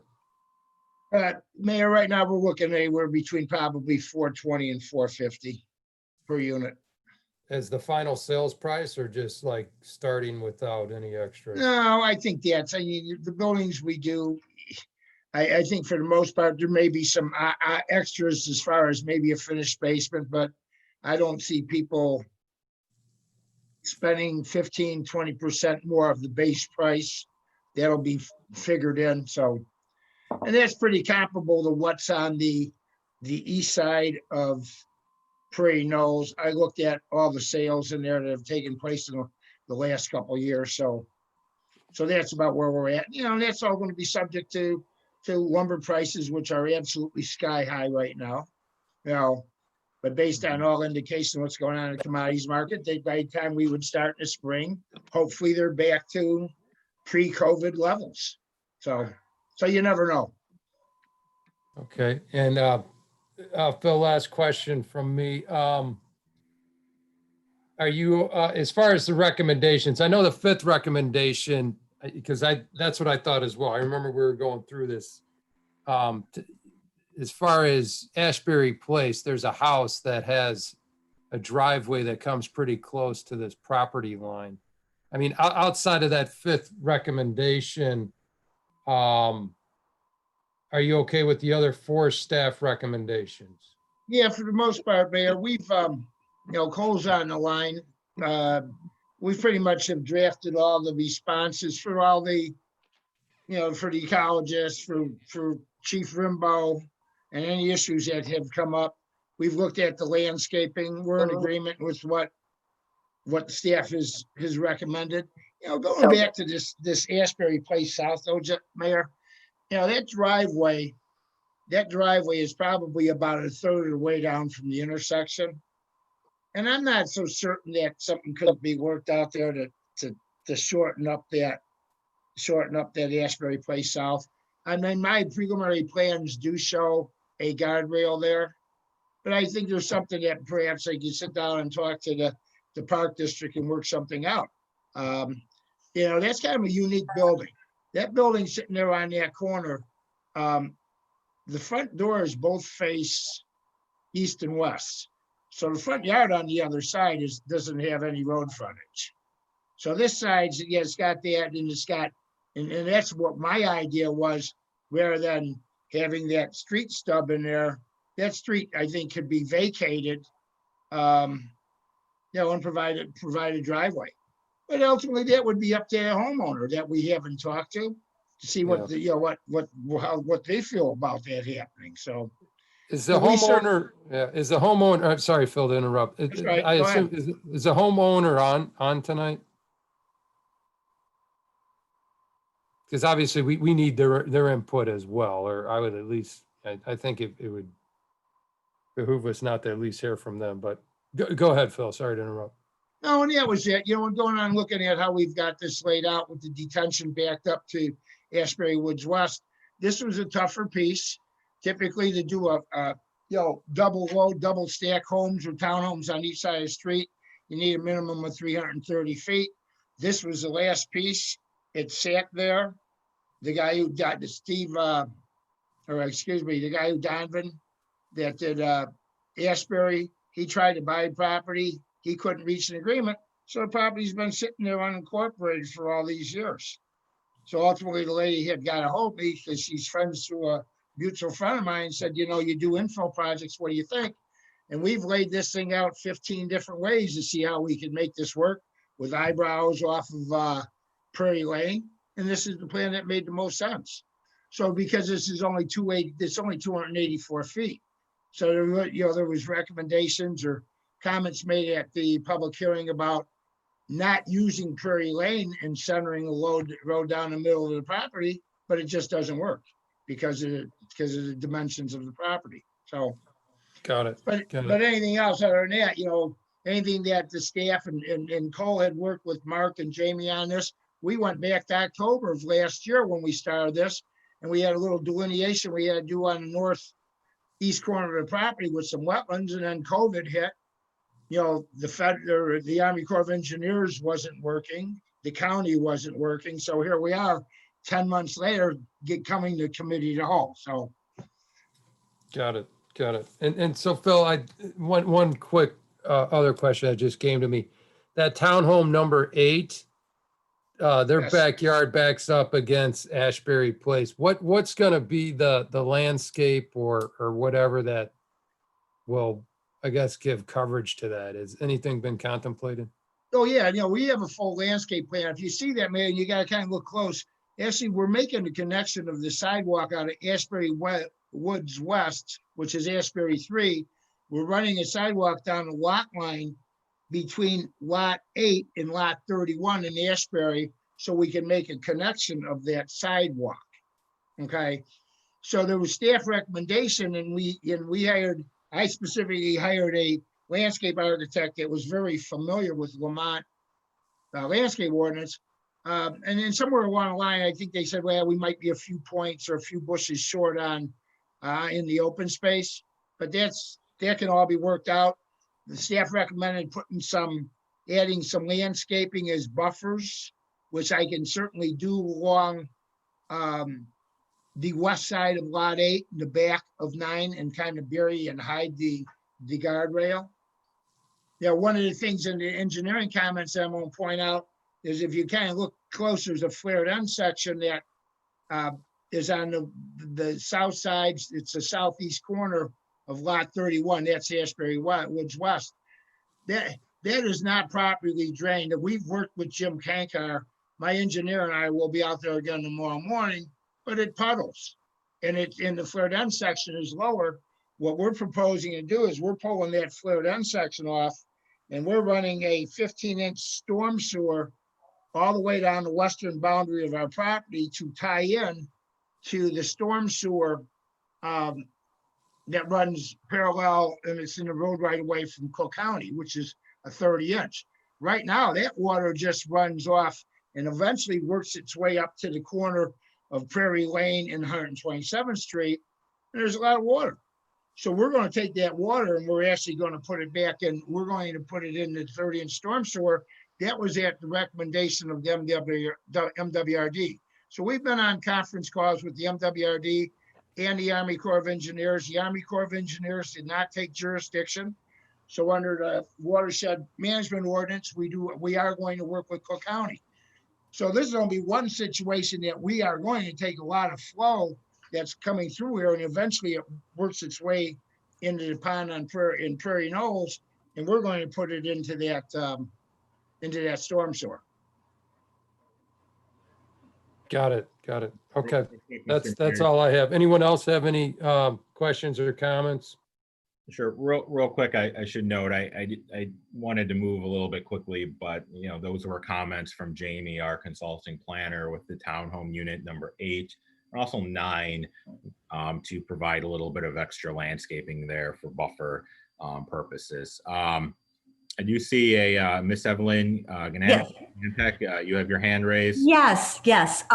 Well, first of all, you probably answered all these questions, but one of them is kind of peace of mind. I live, I'm not really sure exactly where I am here. I think I'm just kind of between where the cul-de-sac is and where townhouse number 9 is. Okay, I'm 1341 Ashbury.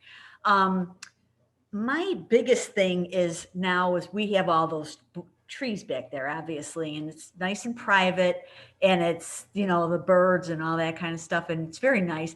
And I just want to, again, this is for my own peace of mind. You're going to have enough landscaping where there's going to be a lot of we'll have privacy still, and we won't have to worry about having to do a lot of other landscaping to, I guess I'm asking Mr. Cullen. You're going to have enough landscaping there so that there will be the privacy between the two developments? Yes, you know what? I mean, there's a landscape ordinance. We've pretty have met it, and actually Mark Herman, the planner, just said, or head planner said, they want to incorporate a little bit more along that western boundary. And let me go back, because we'll talk about this real quick. What happened is when we first talked to the MWRD, and we were going to take that bypass water, which is up in Nancy Melvin's property, and she's on tonight, and that's where it's puddling, and she's got an issue in her backyard. We were going to run it through our pond and then just have it flow through our pond. We wouldn't have to supply any capacity for it and put volume in and increase our pond. But the MWRD didn't want us to do it. And they said, hey, take that water, take it all the way down the end of the street and make it go away, and cut into the side of our storm sewer and put it in there. So we're going to have a 15-inch storm sewer line that's going to run behind your house. Mm-hmm. There, yeah, Evelyn. We're going to have it run through. So that's where we got to go back and work with the staff and say, okay, we're going to put this in. I'm very well aware of there's some arborvitaes and blue spruces. I took some photos today and talked to a few of the neighbors, and we're going to stay away from those. But we have to kind of incorporate and shift that line over a little bit, that 15-inch line, so we can provide that screening for you. Okay, because I'm what is this, south of those trees that you're talking about? I'm like 2 or 3 doors down from there. And yeah, that was my biggest concern. That was really my biggest concern, was the privacy and and I don't mind people living behind me and whatever, but it's so nice right now because we don't have to worry about anything. We have a lot of privacy there, and I know it can't stay that way, but I'd like it to, I'll just make one comment on that because we may have some more comments. When we went out there and I brought my arborist and ecologist out, and I've worked with Chuck Stewart in the past, I said, call Chuck, see what he thinks, because this is the last piece that needs to be developed.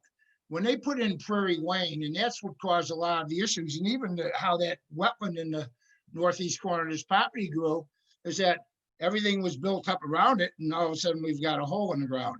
So when you go out there and you look, and there's some cottonwoods, and there's a lot of buckthorn and hawthorn, Chuck Stewart has agreed with us, and I understand what you have there, but when we did subdivisions like Chestnut Crossing, which was done the same time at Abios, if you drive through these subdivisions that are done 20 years ago, now you got oaks, you've got maples, okay, you've got hardwoods. That this is all pretty much non-native scrub trees. So that's why the village ordinance, the arborist said, hey, let's take a look at this, and he's going to come out as we start thinning this out, because we've got to go in and do some more engineering in here. But I think what it would happen, and you're obviously you're not in the building next to the pond, you're in the building just south of that building. Correct. Where Nancy Melville is, there's the street, Ashbury Place or whatever. I'm not really sure what that is. Yes, right there. Okay, I'm the first building after that. Right there, right across the street from her. Yes. Okay. Yes. So that's the building that we're at. And so when are you going to be starting this? Did you say in the spring? Well, that's tentatively what we would be looking for. Okay. And how long do you think it would take for you to finish? I'm just curious. Well, we've got 20 units. I think the way things are going here in this town, I'm not saying we would do it in 1 year, but we certainly better be out of there in 2 years. Okay. I was just curious. And I think the plan is to start on, obviously on the Prairie Land side, which is already in, work our way down. And when we do the improvements, and because we are going to put a sanitary sewer in, there's one on the opposite side of the street, but we're going to add another one because I do not want to go in and directional bore under that road, because I would be tearing up everybody's parkway on the east side of Prairie Lane. So we opted, said, nope, we're going to run another sanitary sewer down through there. Okay. So we don't have to go on the opposite side of the street for any reason. Okay. All right. Well, thank you very much. I appreciate your time. You're welcome.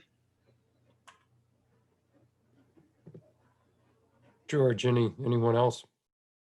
No, and you know what? I know that was the resident adjacent, but if there's others, why don't we let you kick it around to any other trustees before we open it back up to the public, or any other please, any other trustees, any comments or issues, please? I'll ask a question since no one else seems to be. We created the 5A zoning to kind of avoid what we're doing here, which is kind of increasing density based on what we were looking to do. So why, if we're trying to do 5A zoning, why wouldn't we have the 2 townhouses to be 2 units instead of 3 in the cul-de-sac? Again, to support the 5A zoning. The applicant's not proposing the R5A. I know. Just to clarify, the applicant came in with the site plan. So, I mean, on my end, I'll answer your question and let the applicant probably get more to the point, but just as a point of clarification, because there was a lot of discussion that we did have around, at like the TRC regarding the zoning process, just what type of request should this come in as. Obviously, it need an annexation and some type of zoning. Does it come in as an R5A where there is since the applicant is showing a plan with the 2-3 units, is it coming in as an R5A with a potential deviation to allow townhomes? Bearing in mind the property to the west has got R4 zoning, which doesn't allow townhomes. They're all townhomes. So we can have PUD deviations for such things. Does he come in not even with a PUD, but request variations and try to make a hardship case and et cetera? So there is a lot of sort of zoning minutia in terms of taking the plan as the applicant presented it to us and as to what the best course of action in terms of the requested zoning would be. Now, I'm not sure if Mr. Cullen wants to respond in terms of, you know, the idea of having the townhomes on the cul-de-sac as opposed to just duplexes. Well, you know what, and we had talked about when we started on this, and one of the things, Trustee Maher, while this property was sitting there for all these years, because the people that own it, you know, they want X amount of dollars and they weren't going to be willing to sell it. So it's like, all right, well, you know what, and I got involved and negotiated, we did a lot of due diligence. And some of the things that we're going in, because there's improvements now that have to be made. I'm not certain, you know, and my engineer and I will be out there at 7 a.m. say at 7 a.m. tomorrow morning, and we're going to finish looking at the stormwater system. But I'm not, you know, one of the things, I'm not certain why this flared end section in Ashbury Woods West, and now I'm going to have to go run about 660 feet of 15-inch storm sewer with all the manholes to tie it in, which I'm certainly thinking that this was Ashbury Woods development, the developer who did West, that was his expense to do that. So I'm incurring a lot of additional costs to make this property right. Okay. So there's some issues with that. And that's why we went in and said, hey, we've got enough land. You know, do you do it at 5? You do it as 5A. And I mean, I was reading through it and I had, and thanks to the staff, because it's like I'm getting confused with all the different zoning classifications we have here. And we decided to do what we're going to do, that we could have went in for 5, what is it, 5A would we have done with variances, Mark? Let me get my cheat sheet out here. Ready? You know, so all I was looking at, trustee, is that I'm looking at this, you know, and this kind of came up last week or a couple weeks ago at the public hearing and says, well, how did you come up with the land plan and the open space? Well, you know what, here's how it works out. This is what has to be done to make this project financially viable. So I looked at my open space versus what other recently approved townhome developments had, and I far exceeded that. Okay. My side yard setbacks are 10 feet, just as much as they are in the last couple of projects that have been approved. So it's kind of like, and you can read the ordinance, and the ordinance says, you know what, every PUD is going to be, you know, on its own as far as uniqueness and what you need to do. So that's how I come up, and I come up with the land plan and say, okay, this works. It works for me. It works for all the neighbors, which I will clean up their water issues. And it's comparable. And you know, you're talking about fairness, but then now I've got to compete with other projects that were recently approved with 10-foot side yards. Okay. So I think you got to kind of look at that end of it. And for me to make this work, I mean, this playing field's got to be level. Okay. And this levels the playing field. Oh, no. Yeah, I mean, I brought up the 5A because that you're closer to the 5A, except you got the 3 units on there, right? So everyone else that's approved as a 5A has 2.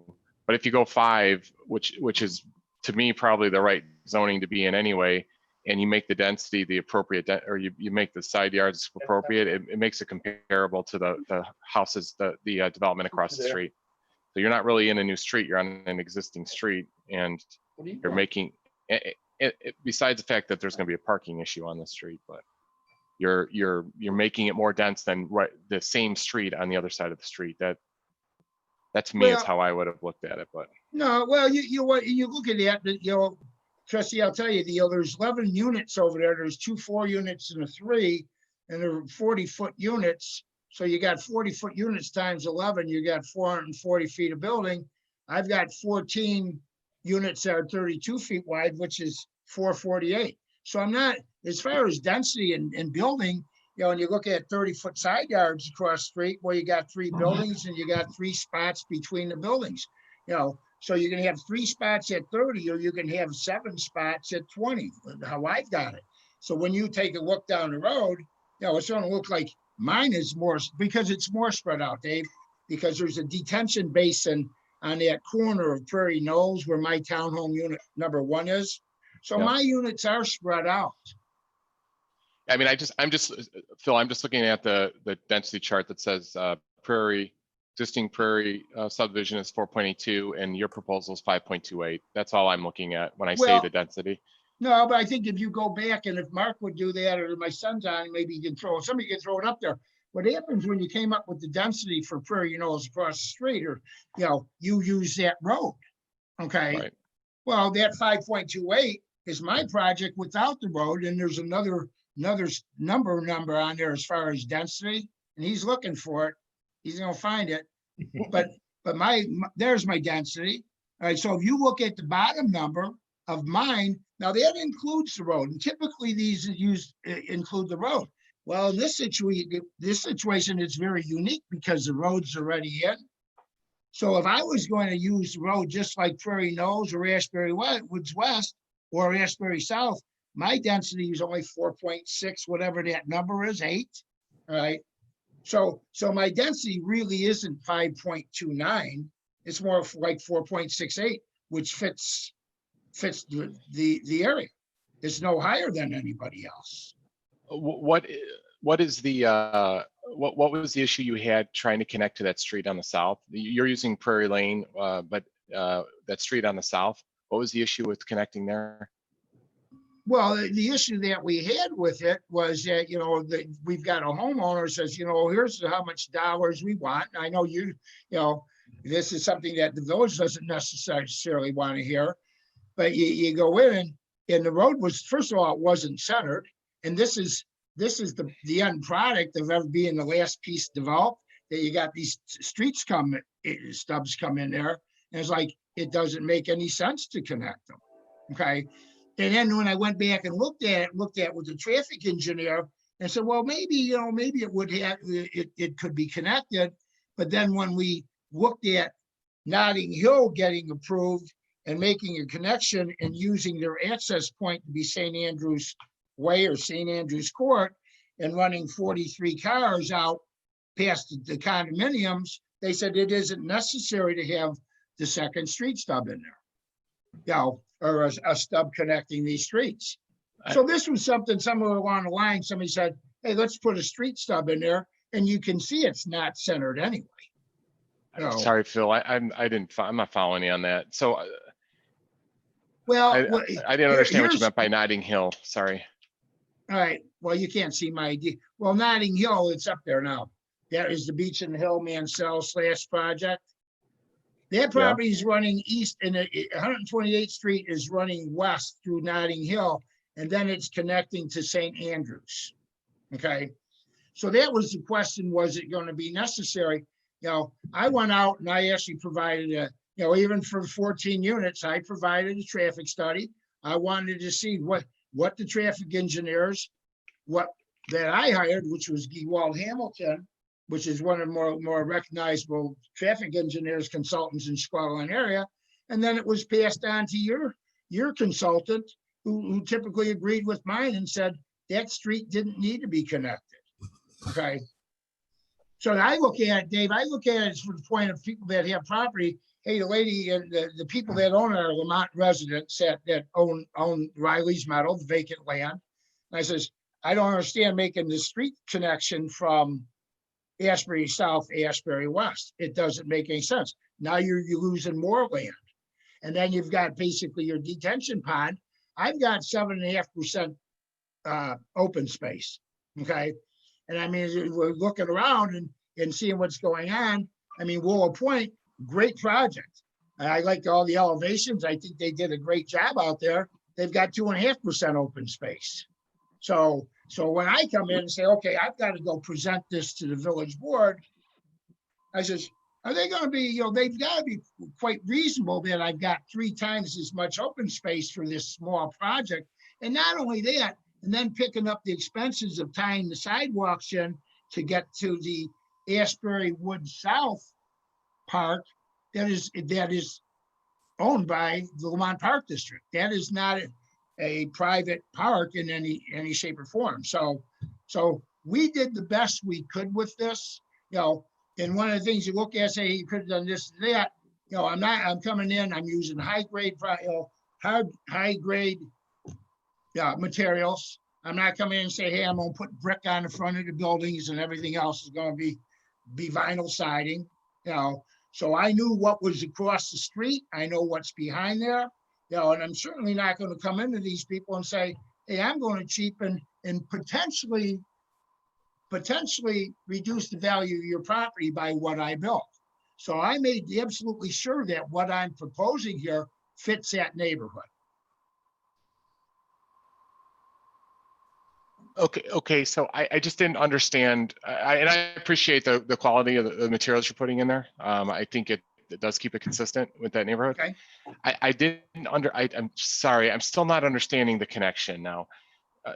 If I There's can, two streets that, there's two streets you can possibly connect to when you're building it. If you, I get the connect, you can't connect with using Prairie Lane, but I just, obviously I don't know the evolution of it. We end up going into a dead end now, doubling the house, the residential units that are in it on this dead end street. So I'm just wondering, what other options? I didn't understand what your other options were, other than it just sounded like you said they were in bad spots. Was that really it? When we did land planning on this, we actually looked and we would have a right to put a curb cut on 127th Street. I don't think that's a good move to put in a three or four units there. We looked at putting a series of eyebrows in, okay, which would be a half a cul-de-sac off of the existing Prairie Lane, you know. And I said, this is the best plan. If you try to connect all these intersections, if I try to connect all three of those streets, I obviously I'm not going to be interested, and I don't know what the homeowner's going to say, but if you've got a 3.78 acres parcel and all of a sudden you're going to force somebody to make all these street connections and you've got an acre of detention and you lose 3/4 of an acre for making all these street connections, it probably doesn't have any value. You know, and I'll be being in the real estate business and being a real estate broker for 40 years, I protect people's property rights. And I respect people's property rights of how we've got this laid out. So, you know. What about one of them though? I get not connecting all of them. I'm just wondering about a second connection, right? So there's an entrance at the north side, and I'm just wondering about a second entrance, because that was where my question was. Or a second access point. And I get not wanting to connect all of them, that makes sense, but the second access point, was there a way to do a second access point? I mean, no, because when we looked at making an intersection from Ashbury Place West back to the existing Prairie, you know, you don't have the depth. You're in basically you're going to lose 3 units, and that's where we're at with this, is working with the homeowner and the people that own it. I said, this is very tight. So even when we go back and we went back to technical review, kind of like a pre-technical review, then a technical review, is that this is what, you know, and I've done this a long time. I've done 6 infill projects. I know where the numbers need to be. And so it has nothing to do with builder's greed. I mean, you look at this and say, hey, what do you have to do that the bank's going to lend you the money? I mean, they have, just like your bond presentation earlier, you know, there's certain things that I have to do for the bank to release this money. And this is the number that makes the pro forma work, that the bank's going to be comfortable with the project. So that's why we didn't do what we did. I was very upfront when I told people, I said, I've got to get 20 units in here. This is the best way of doing it. So, and that's what I brought to you.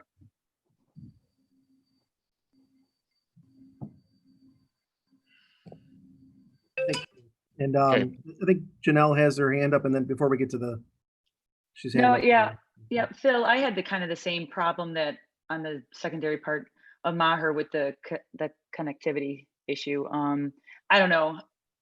Personally, I feel like life's a lot easier when everything kind of goes together, right? So I don't know if there's something you could do or look at, or just present, because I understand your issue. I do get the whole point where you have to have as much density in there as possible. I get it. But I just feel like there has to be, or could be, another way that you could present that, just to have, not all 3. I don't think all 3 need to, but just for the feasibility for public works, for emergency, everything to get in and out. I just feel like that would be just aesthetically a nicer and a more appealing thing to have, so that people could have better flow. That's all. No, and I Lamont, understand that. Lamont has a lot of, Lamont, if you look at Lamont as a whole, there's a lot of dead ends everywhere. And if we could keep accumulating these, that's just something that I would like to see. So I don't know, if you could work on that, that'd be great. Okay, well, you know what, that's, and we'll look at it, but we have looked at it a lot of different ways. I think part of the problem with this is just, Janelle, is that, that road, and that's why I started with the chief at the technical review. Tell me what you want to do with this hammerhead. I don't know why it was approved with the park behind there and the road doesn't connect. Okay, because if it connected, there wouldn't be an issue.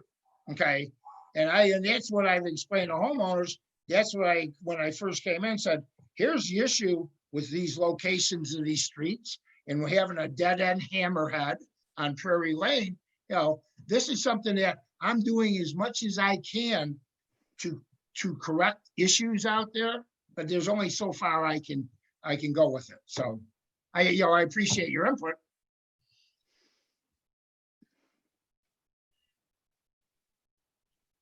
Janelle, can you hear me? Yeah. Just to add on top of that, and we had talked with Mark and Jamie and staff going all the way back to TRC. We went through over 30 site designs for this property, trying to figure out how to either make both connections or one connection. So it isn't that we haven't put it in AutoCAD and tried to figure out how to make that connection happen. But with losing that much land on this property to make that Ashbury west to south connection, we just could not figure out a way to make it work. Okay.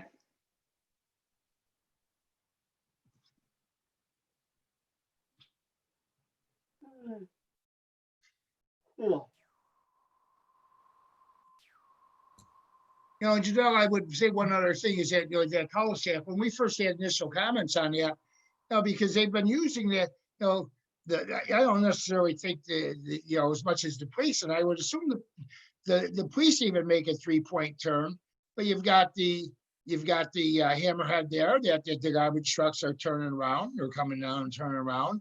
One thing that when we first started on this, our pavement width was going to be 90 feet, or the right of way, and they recommend, they say, hey, make it 96. So we went back and we worked with the fire department. People had some concerns about, the fire safety and getting ambulances in there. We went to technical review. There's in your package, there is the comments from the fire department and said they don't have a problem with it. So all I can do is go back to all the different entities and all the different departments in Lamont and say, hey, what do you think? Well, they have all the people we talked to all approved what we were doing. So that's about all I've got to say on that. All right, thank you. Okay. Any other trustees before we open it up to the public or staff? Jesus.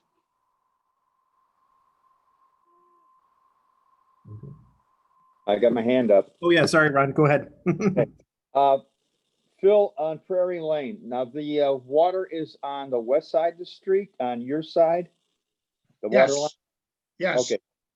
Okay, I was confused because I thought you had mentioned before you didn't want to mess up people's lawn because it's on the other side of the street, but yeah, I see it's on your side. Yeah, see, the water's on our side, the sewer's on the other side. So rather than do 14 directional bores, I said, let's just put in a new sanitary sewer. Oh, okay. So there's actually stubs coming under the road on both ends that we're going to connect in. So I'll have my 10-foot separation. My sewer and water connections will all be made on the west side. I don't have to touch anybody's parkways. So, okay, thank you, Phil. Okay, they're on.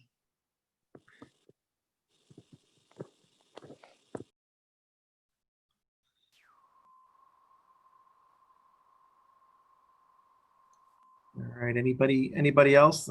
Well, we'll kind of open it up then to the public. If anybody has any comments or questions, I do see Jeanette Tabaris has her hand up. Mark, if you want to, Fucking kidding me. she could speak, I think. No. I believe she's unmuted. Okay, go ahead, Jeanette. I just want to say, I'm assuming that there are other townhomes in this area. And I would like to know what their density is, because to me, this entire project is entirely too dense.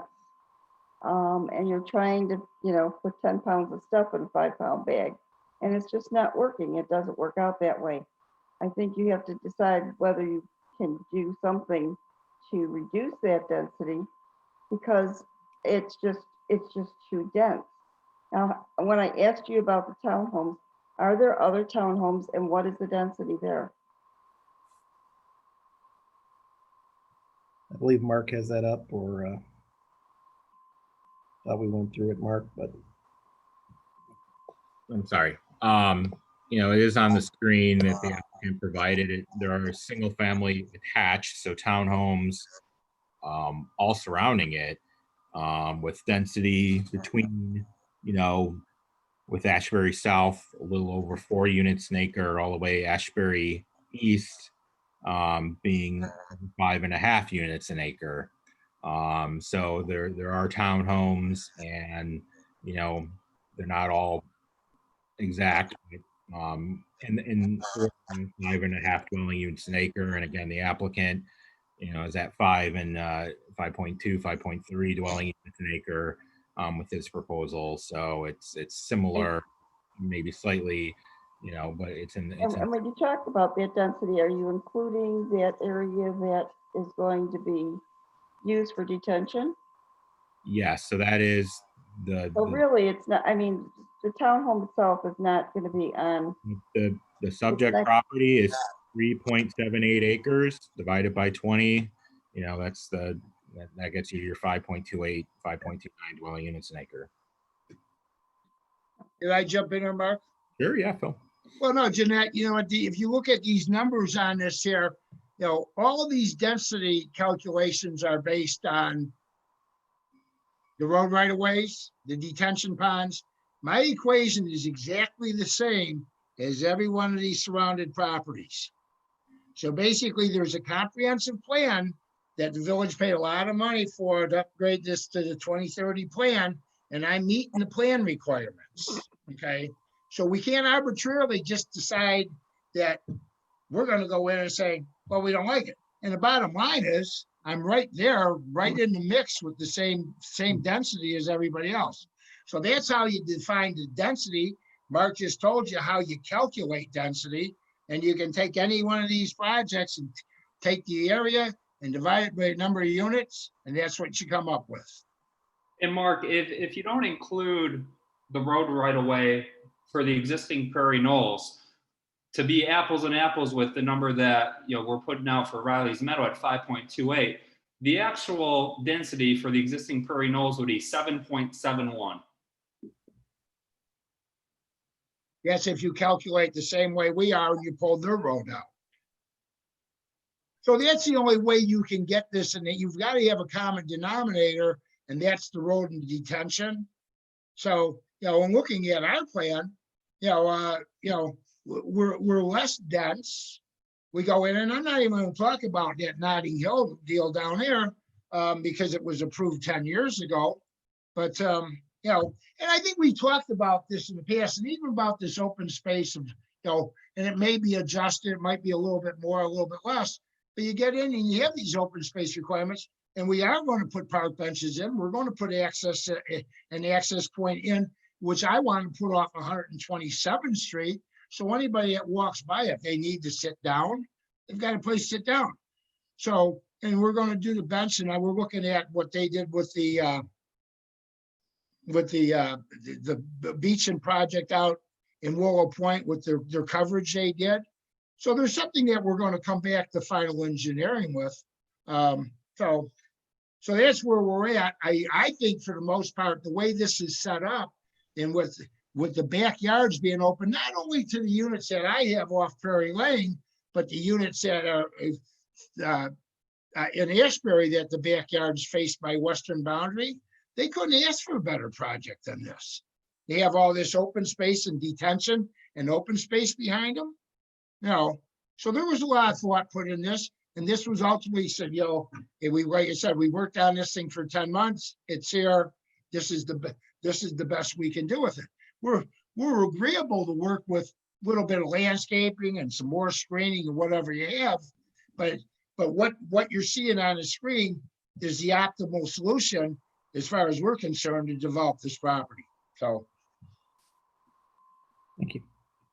Right, well, I just have a problem with the density. I realize that that is what is going on there, but you also have another thing that you only are going to have one ingress and out, and it's going to be very difficult. I don't know why the fire and police said it was okay, but that's the other thing. I do think it is dense, and the access in and out is not ideal. It's not good. That's all I have. I have to tell you, though, that I am absolutely opposed to these types of developments. And you mentioned the point over there. If you ever go over there, take a look. It looks like an anthill. So I'm just saying that this should not. If you could lose a couple of the townhomes, I think you'd be better off. But I know that you, as a developer, are not going to agree with that. So those are my comments. That's all I have to say. Thanks, Jeanette. Anybody else?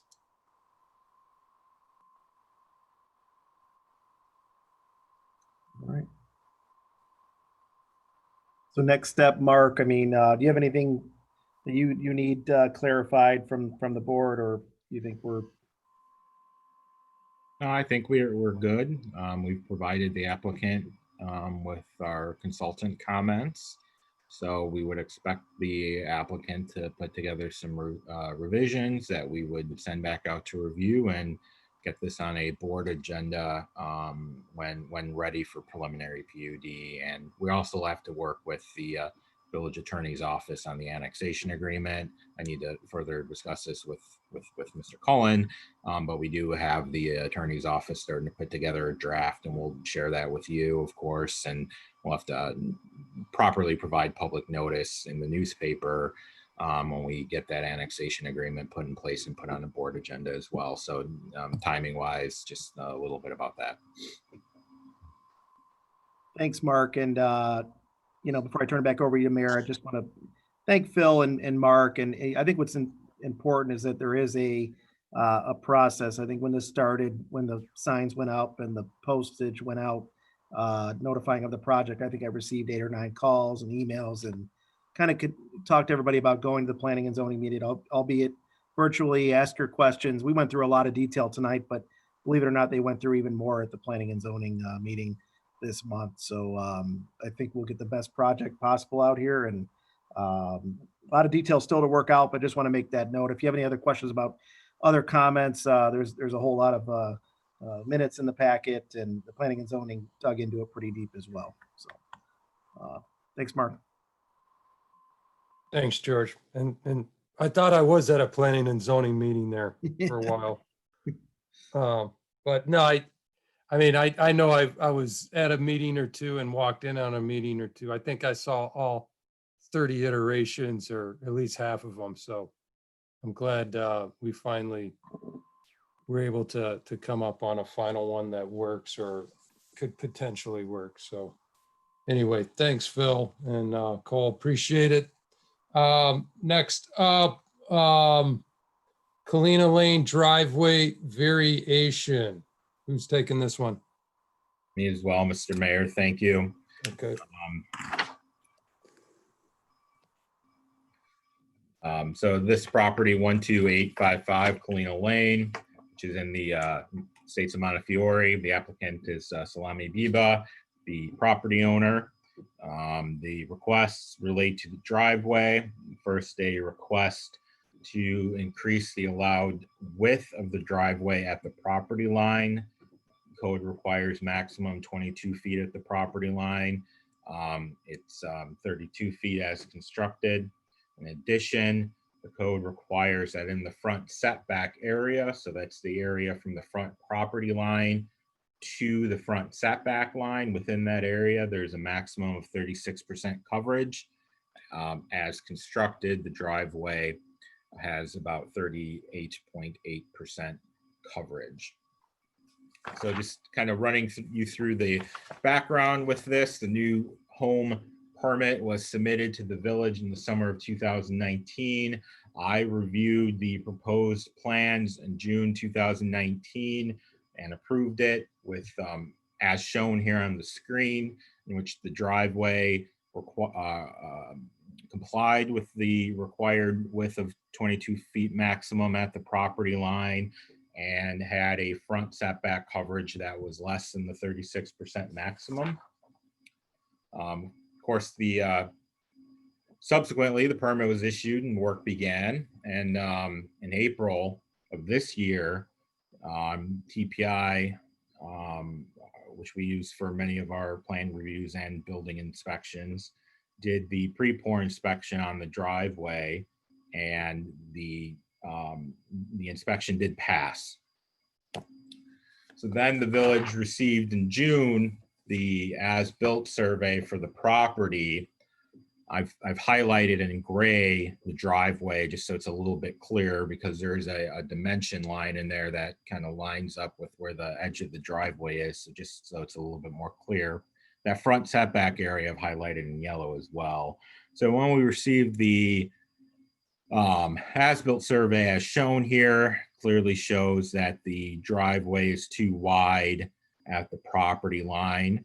It's 32 feet. And then we did the calculation that it exceeded that front setback area calculation as well.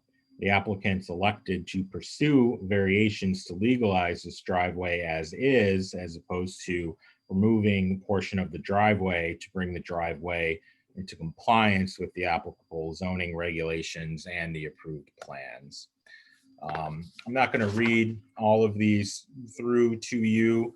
There is, of course, thorough analysis prepared by the village's consulting planner in your report, and also in the Planning and Zoning Commission report, which has been provided to you as well. The village does look at certain standards related to rezoning, and I can, of course, go through any of them specifically if you have any questions about them. But the UDO does require that the applicant demonstrate consistency with those standards, and staff found that the standards were not met, and therefore we have recommended denial of the requested variation. There was a public hearing with the Planning and Zoning Commission on August 5th, 2020. There was no comment from the public. The Planning and Zoning Commission voted 6-0 not to recommend approval of the requested variations. That's all I have on this matter. I believe the homeowner applicant is present. Answer any questions you may have.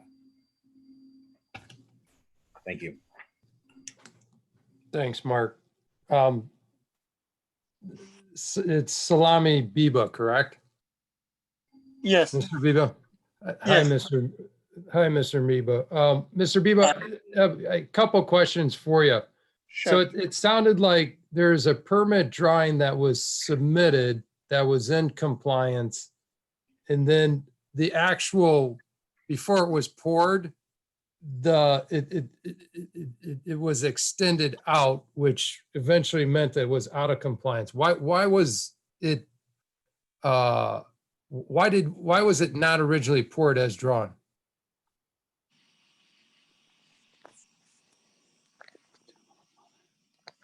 I was before the inspector for the sticker, we did the frame and everything, and I was here 7:30. He showed up before me. He put the sticker, and we put the concrete. And the inspector put a sticker, don't pour the concrete. I be stopped right away. Maybe a little bit. We did, like confusing a little bit, but I paid almost $16,000 for all the permit, and I did step by step everything like to go correct. And I don't know why the inspector, pay attention. He's supposed to stop me right away, How come the inspector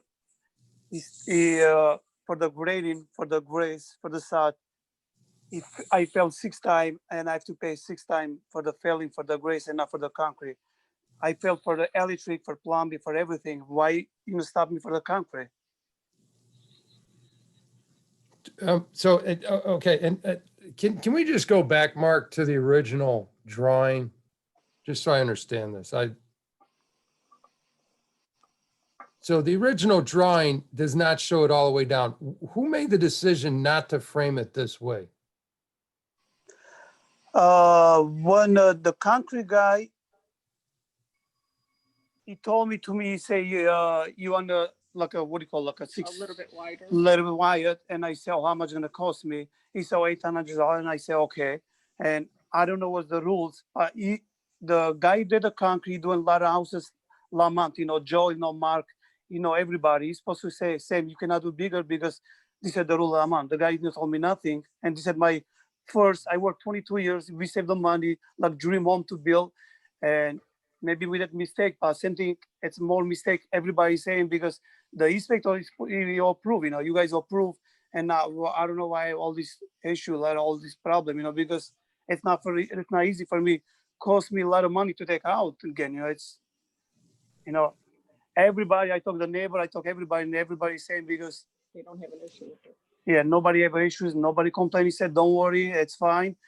More it's like a kill me myself because why you approve, you approve after a couple months from April to June when I was ready to put the sod in there, the village saw it's wrong, it's everybody got shocked. All the neighbors saying, oh my God, this is crazy, I paid $16,000, make sure we doing right, everybody making mistake, but this is, it's like a big mistake, I pay money, I pay $16,000 for the village, And Mr. Biba, I appreciate, the amount it cost you. So just so I understand, the actual concrete company said, hey, do you want me to make it bigger? So who was that concrete company that actually recommended, hey, you know what, I can make it bigger for you? I think the village have all my information. I got Kevin, yeah, he's Kevin BBB's concrete, but the Mark here and Joey have all my information there. Everything is in village. I did like step by step. I never did like I was not like confusing because why it's more like I feel guilty because I come the inspector saw for the grace for the sod 6 times because it's wrong. I have to pay $1,300 extra money and not for the concrete, They did more like kill me because I was so mad because I come start me the first day saying this is wrong. You cannot pour the concrete. I be stop the concrete. The inspector put the sticker. He left early in the morning and we put the concrete. So this contractor, I don't know if I understood the name of the contractor. Not only his name Kevin. Is the name Kevin B. Mark, do you have the name of the company on there? The concrete contractor is BBC Corp. Yeah. Mark, Joe, no, very good, Mr. Biba, they've done business before in the month. Project though. Yes, he has. I'm saying Mr. Biba is the general contractor on the permit though. So just to note that. Oh, so it wasn't the I'm just saying Mr. Biba is the general contractor, so typically general contractor should, help sort of manage these things and make sure that if there are proposed field changes that they are discussed with the village and properly reviewed. But the concrete contractor is BBC Corp. Got it. And Mr. Biba, so yes, as a GC, did you understand that when that concrete company asked you to extend it, did you understand that that was out of compliance? No, because this is my first house, and he say, "Oh, you want a little bit bigger?" I don't know what he thinks, because you doing a lot of houses, Lamont. You doing like a lot of houses, Lamont. Joe and Mark, very good, and he's supposed to say you cannot do bigger. I be stopped right away because why, to have all this issue, a lot of problem, I never imagine to be this in trouble, you know. Got it. I got a family and I want to do like you know, right, like everybody, all the neighbors are doing right. I have to do right. Why I have to do like big mistake to pour bigger concrete for what, you know? I never imagined to have this problem, you know. I know you understand, but we work 22 years to save money to build house, and now why to have this problem? I don't know why. Inspector should have And, said. and this, And the inspector, I'm sorry, but the inspector was supposed to pour sticker. Not approved. Now approve. Everybody said, why the village approve and now you have a problem, you know? Maybe I did mistake, but bigger it's mistake the village because I pay money. I pay 16,000 for all the permit, just for the permit, and now you say it's wrong. You know, it's everybody, all the neighbor, all the friends, cousins saying, this is, you know, that's not right, you know. hey, Mark, this is, you know, outside of this specific issue, and I don't have enough history, but you know, I was just going down my, you know, I took a ride by Mr. Biba's lot today, and then I was going down my subdivision, and Rick, maybe you could help me out. I mean, obviously, was there a change? It looked, there must have been a change to this code at some point between our subdivision, Rick, and as of late. How long is this? When did we make this change into the code? I don't have the exact year handy, but you are right. You know, our UDO is the 2008 UDO. I'm pretty sure this regulation has been consistent. I'm not sure. Either there was a text amendment to the UDO relatively shortly after the adoption of the 2008 UDO, or this regulation went into place with the 2008 UDO. I believe that it's somewhere in that time frame. I know I've had conversations. I've had over the last 2.5 years, roughly, very frequent conversations with folks, many cases wanting to come in and widen their driveways, and you know, having pointed out that driving around town, I'm sure they can find instances of driveways that don't comply with our current driveway regulations, and in those cases, those driveways do predate, you know, whatever the current regulations are. So I guess what I'm getting at, could it have been possible? I mean, this change hasn't happened recently. We've had this. Yeah, that's my point. I was just changed. I was just wondering, would the concrete guy have, you know, if we made this change in the last 8 months, the concrete guy would be like, hey. So again, not calling out the concrete guy, but just wanted to make sure it wasn't anything recent. So anyway, that's all the questions I have. Any other questions or comments I have one. by the trustees? Can we cut the concrete? Can he just cut it to where it should be, or is there a reason, or can we even give a variance? Does he qualify for a variance? You know, it's staff's recommendation to deny. You know, a variance should be intended for when there's something special or unique about the property, and then that creates hardship as opposed to an inconvenience. I've had this conversation with Mr. Biba. You know, the burden is on the applicant to make the case that there's something special or unique about the property, and that's creating a hardship. And you know, I understand and I sympathize with, you know, assuming that there was a incorrect inspection result. That of course is unfortunate, but the burden for the variation is on the applicant to make the case. Now the village, you know, you can still grant the variation if, you know, you so choose. Keep in mind there are going to be then the questions asked for the rest of Montefiore, both with existing houses that have complied with the regulations and for future houses going in. A lot of the houses out there are 3-car garages, and they're going to want the same thing. Hey, Mark, real quick. The framing of the driveway was approved by our inspectors, right? Don't we go out there and do an inspection before it gets poured? That's the pre-pour inspection, and he passed. Okay. So the pre-pour was the way it looks like in this drawing, and then it was after the pre-pour that the cement guy adjusted the framing and then poured it the right way. Is that what we're saying? I am not sure of the time frame. What's on the screen is the plan that had been approved. I don't know, nor does the inspector who did the inspection recall whether or not the driveway looked like this or whether or not it looked like this.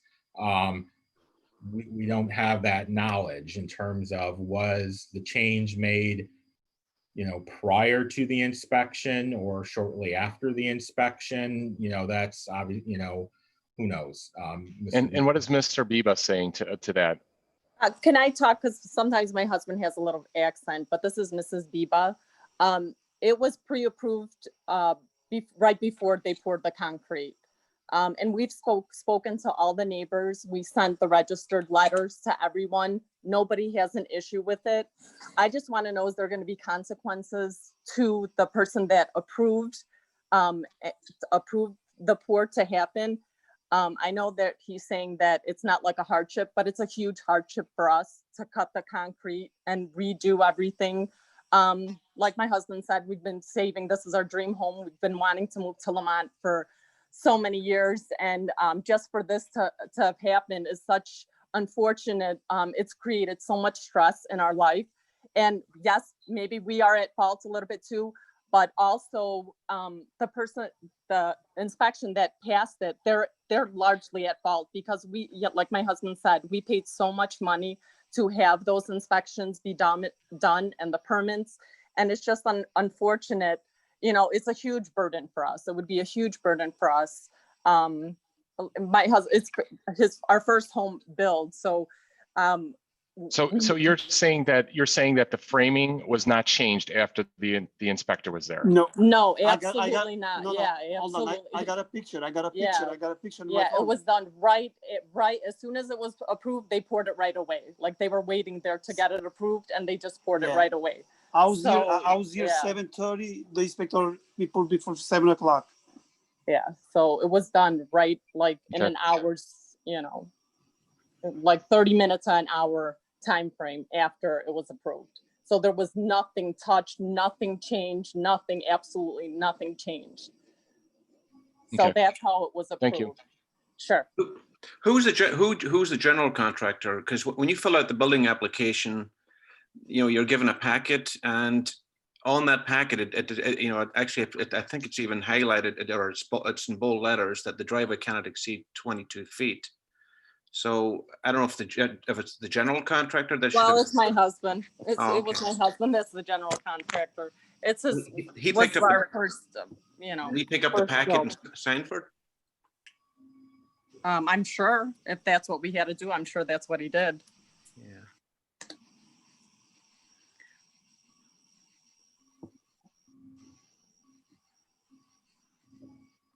That's all the questions I have. Sorry. I'm sorry, to David. cut you off. No, I'm sorry to cut you off. That's all my questions. I know with T-Pay, when they come out there, they're a lot of times they're concerned with the depth of the concrete to make sure you're going, you know, the depth. That's more to protect the homeowners than anything else, to make sure that the concrete's poured deep enough and they're putting in rebar. A lot of times they're assuming you're following the guidelines that the village of Lamont provided you guys, and a lot of times that's what they're doing. They're doing it to protect you and your neighbors. I went down there today, and all your neighbors have the driveways with the 22 feet curbs. So I'd hate for anybody else coming in saying, okay, how come these guys are doing it and we're not? Well, we sent letters to every single one of the neighbors in our subdivision, actually. And I don't know if anybody responded to you guys with a comment or a concern, because no one has to us, and they said they were definitely had no issue at all. They were just shocked what we're going through, and you know, they feel our stress level and everything. No, I can hear it in your voice. I know it's stressful. It's just it's very stressful, and especially like it was our first time doing it. My husband used to be he used to be just a framer, so it was just like his first time building this house. So like I said, we're at fault too, but also the person that approved it should have, you know, because that would have saved us so much hassle and stress and everything. And honestly, we can't even afford, because we put everything into building. We can't even afford to cut I don't even know how much that would cost. or anything like that. So yeah, we just thank you for listening. Yeah. I have no questions. Ron had his hand up too. Ron, you want to go ahead? Okay, I spoke to Joe in the building department. He said this homeowner, every time he wanted to make a change in the house, he always checked with Joe if he could do it, if it was, and Joe did. Except for the driveway. He never contacted Joe about the change in the driveway. Now, as far as I'm concerned, the guy who did the concrete is fault. Supposedly, he's done a lot of work in Lamont. He knows the rules, and yet he's going to get a little extra money for pouring some more concrete, and he gets this guy to make the wide driveway. I have in the past seen us make people come with a concrete saw and cut it down. This was like years ago. And I can't go along with this. I'm tired of this stuff again and again. We cut it down in the front so we have more green space, more public parking on the street. And as far as I'm concerned, if the concrete guy was licensed, bonded, insured, go against the bond. He ought to come in, cut it, and remove that concrete. That's it. Thank you. We do have a mailbox right bit, so nobody can park actually there because we have the mailbox that, you know, a mailbox that everybody uses on our block. So there's no parking anyways there too. But I agree with Ron. I think we should just at least contact the concrete guy first, just to see what he can do to make up for what he did, because we can't have him to continually do this to future builders. And another question, before we do the final inspection, I have a inspection I have from outside from Lamont, and he give me a lot of stuff. He say, oh, you have to finish this one, that. He give me problem with the railing, and I called the guy who did the railing. He says, Sam, just wait for Joe because Joe is on vacation. When Joe coming back, he said, I built that house in Lamont, I never had a problem. When Joe show up, we did the final inspection for Joe again, and Joe, he said, no problem, the railing is good. And sometimes, because I don't know which to listen, or which side, you know, the inspection from outside or from inside, you know, it's I don't know what I can understand why we have all this problem, you know.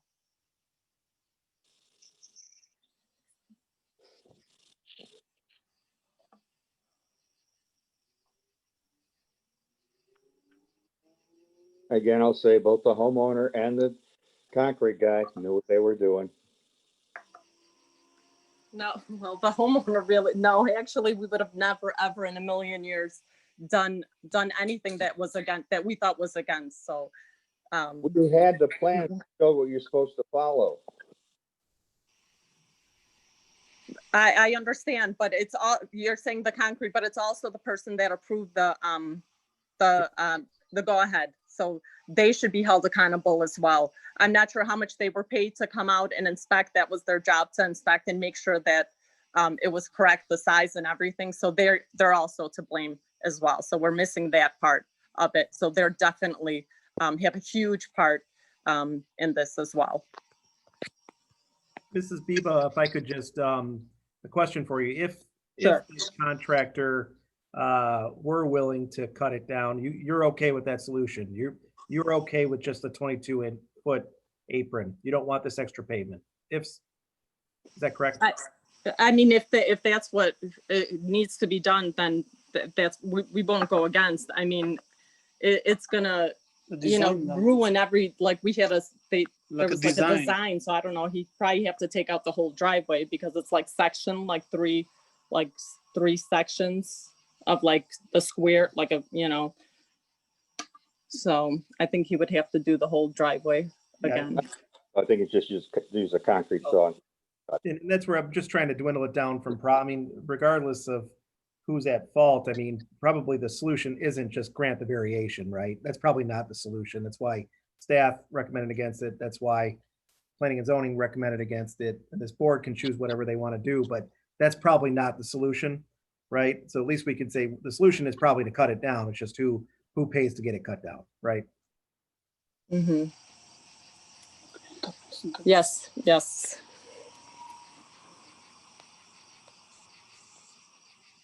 So George, is that something staff can work with them on? I mean, it would seem that there's a couple people that have to have conversations with, right? Is that, I don't think we're going to resolve that in this meeting, right? Well, I think they wanted, I mean, and I don't know if they're asking for, you know, the issue of the variation probably needs to be addressed. And if the vote is no, then we'll, you know, we could look at calling a bond or look at what we need to do to cut it down. But okay, is everyone, I mean, if you go around and is anyone inclined to grant the variation and saying, you know, if not, then we'll go to the next step.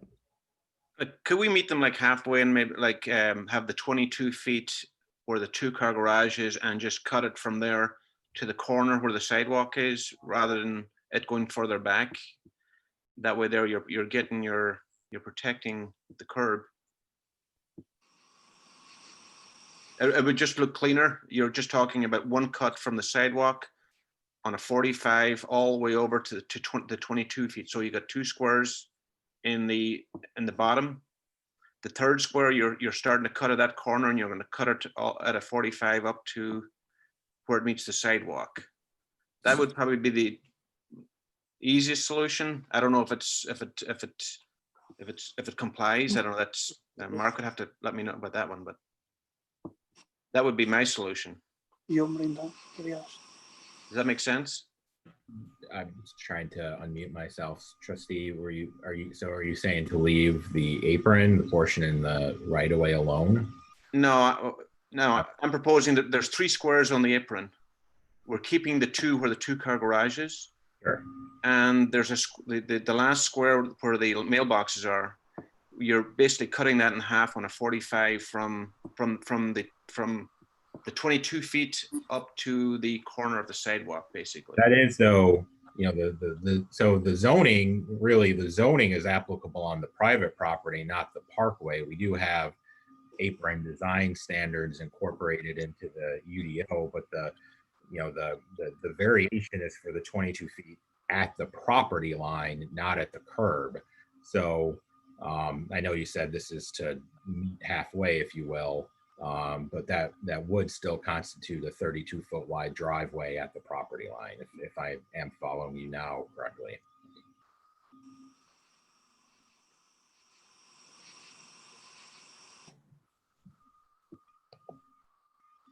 Yeah, I'm not a huge fan of this, the way, and I'm not a huge fan of the 3-car garage turning into a 2, because some of these are, a lot of them don't make sense, but we got to follow the rules, and that's like. But I thought that might be the easiest solution, is just make them cut it from the sidewalk down to the front. So it goes, basically you got a 22 feet driveway at the, you know, out in the parkway, basically. Yes, that would be. Outside the sidewalk? Yeah, that would be good with us too. Ryan had his hand up too. Ryan, anything? Yeah, can we now, looking at when we vote for this, can we wait until we hear back from the concrete company to see if they'd fix it on their dime? Because if we are voting on it before, I'm gonna vote approve for the variation. I think obviously mistakes happen, and I know that we wouldn't want a case where we have people come in and say, hey, listen, these people did it, but I think this is a case-by-case basis. A mistake happened. These guys are now citizens of Lamont. We got to take care of them. Thank you. I appreciate that. Jason or Mark, and did anyone reach out to the contractor, or you were waiting for this meeting first? I'm not sure if the building official did or not, but I know I have not talked to anybody about this externally, you know, outside of the village, other than the applicant. And what about liability on the on TPI? I mean, if this was set wrong and TPI approved it, there's liability there as well. You know, Jason, I don't know if you want to add, if you can add to this, but I know this came up at planning and zoning with you know, one of the PZC commissioners. You know, I don't believe that building codes are written so that inspectors, you know, are expected to necessarily catch every last thing. Ultimately, the responsibility to perform the work according to the approved plans is on the applicant and on the homeowner, on the general contractor. I might be getting a little bit over my skis there and saying that, and if I am, I apologize, but that's, that planning and zoning commissioner is an architect, so very knowledgeable of, that part of the process on his end, so.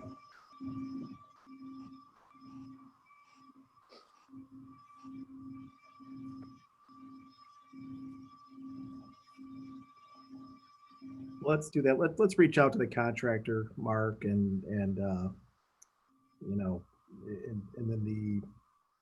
let's at least first get that answer. I think Ryan probably had a good suggestion there. Let's see what they're willing to do to make it right. I think they're definitely culpable. They know the rules.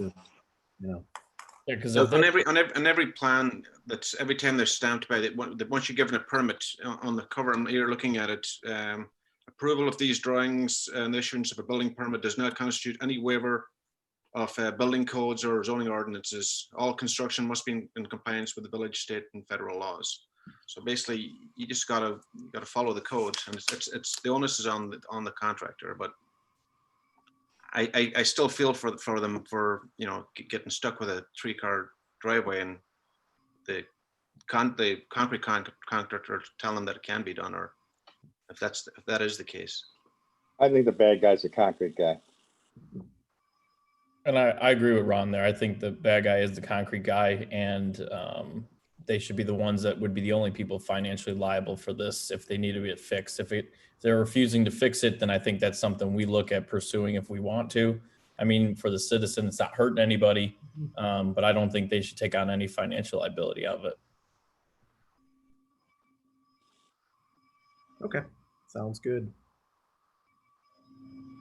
All right, anybody else? Let's see, Ron, you still have your hand up. That could be from before. Nope. Sorry, I can't get my hand raised. Just as a citizen, if he cuts the driveway at the end and you want parking, that big mailbox is there. So I don't know what you're saving, just my 2 cents. I'm sorry. And it's probably not only about the parking. I think that was just mentioned, but it's also green space, curb appeal. It's more than just parking. Yeah, okay, thank you, sorry. Yep. All right. Why don't we do that and then defer this till after we get that answer? Thank you. All right, thank you. All right, next up, any unfinished business? I know we got a couple of things on new business, correct, George? Any unfinished business? You know what? The only thing I'll bring up, Mr. Mayor, I'll try to share my screen one more time. Just an update from, we were talking about MWRD earlier today, way earlier. It's a long night, but just get a quick update. And I know we had our last call. We talked about the lease agreement with MWRD and also with the Park District regarding Tri-Central, which is 23.04. We will have that conversation in September at the committee of the whole. I've been working with the Park District, and MWRD has been really helpful, and they're pushing to have a lease executed by the end of the year. So we will bring this up in September, a discussion of the lease, which is pretty boilerplate. You can't change a whole lot with the lease, but we'll talk about that. But probably more important, the intergovernmental agreement with the Park District. So that'll be coming up in September at the committee of the whole. But related to that, and just to pull this up again, we were talking about the area where perhaps there could be striping on east of the Lamont Road Bridge, and Jason was right. That is leased by Cook County Forest Preserve District, and typically, because I know we're going through it now with Tri-Central, is that if there's a road on property that you're leasing, is that it is the leaseholder's responsibility for maintenance. And a lot of times what happens is if multiple leaseholders use a road, it's more of an access drive than probably a road, although it's called a road, is that they all share in the costs. So that would be the right approach, is to contact the Cook County Forest Preserve and talk to them about that portion, at least, of the bike trail, to see if we can get it But it'll be a similar situation with Tri-Central. You know, that'll be, the village and the park district will essentially take responsibility of maintaining the road. And then if there's other users that use it, we share in costs. And west of the Lamont Road Bridge, that's what happens with these leaseholders, is that they all, you know, kind of chip in together and share the maintenance responsibilities of the road. So that's the quick update on Tri-Central. There's some other leasehold properties we're working with the district on west of 355 out in Will County. You know, again, just more you know, acquiring land for future recreational use and really just working through the insurance provisions at this point. MWRD has newer rules in place now where they require you to hold insurance. It's over above what our typical insurance company would provide. Pollution insurance, all sorts, a lot of things that aren't applicable, but you know, they're required for all their leases. So just going through that process now. So we'll have that at the September cow and update the board accordingly on those projects, probably for later in September. And I did have anything else on the MWRD? The other quick update while someone's chatting to me right now, but I think I'll wait on the new business items were really more code related, nothing urgent on, you know, really want to get a feel from the board on a couple different topics. And you're seeing this in other towns now where boards are starting to talk about increasing the, you know, the allowance for, you know, livestock, chicken. I think we need to have some brain cells left for that conversation. Maybe we'll push that to September too. Just been getting some calls on these issues of changing our code but I think we'll wait till if you guys think that's an appropriate measure. Let's wait till September and we'll get some more information on how we're handling it now and go from there. But that's what I had under new business that I'd like to wait till. Yeah, George, I mean, I agree. Yeah, I mean, you know, I think there's a difference between allowing some of that with existing zoning, but I think we talked last week regarding potentially either granting variances or a new zoning for unincorporated areas, and maybe we address some of that in there. Yep. But I mean, livestock and all that, chickens for existing, I mean, that is definitely a meeting where we need, where it's not going to be 9:30 at night. Put it that way. So, I'm reading the room. I'll be virtually. okay. All right, cool. That's all I have for you today. Okay, great. Anything on, did anyone have any questions ahead of time for audience participation, or you want to monitor that, George? Yeah, we had so many people were able to speak earlier today, but yeah, just want to open it up if there's anything else for the board. Raise your hand, right? Yep, raise your hand. Ron, you still have yours up, but that could be from earlier. I have a question. Okay, go ahead, Ron. Will we be having a executive session next meeting so we could talk about some things that are going on? Do we have a heads up on anything? Not that I'm aware of. I don't think we'll have anything on the 24th. Okay. If you feel the need to go in executive session, you can contact me. And typically what we do, if we, you know, if we know ahead of time, we'll put it on the agenda, but things do pop up. But I don't expect anything. Okay. Actually, Monday I have a pretty light agenda. It depends on really what Mark and Jason have going forward from today's meeting. Some of those items might, you know, Riley's point, probably there's too much going on, too much to resolve, I should say. Trying to think the other, potentially, Mark, the salt storage could go Monday, I think, but we actually have a really light agenda on Monday. Russo could probably go on Monday. Riley's Meadow would require some further revisions at the very least to their plans. And based on the discussion we just had, we'll probably need to do a little bit of background conversation with folks on the driveway variation. So, okay. And I did actually have two while we were talking there. It's good.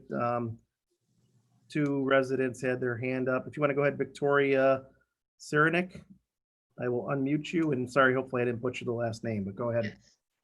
Thank you, George. Victoria Saranich. I live at 1315 Ashbury Circle, Ashbury Woods West.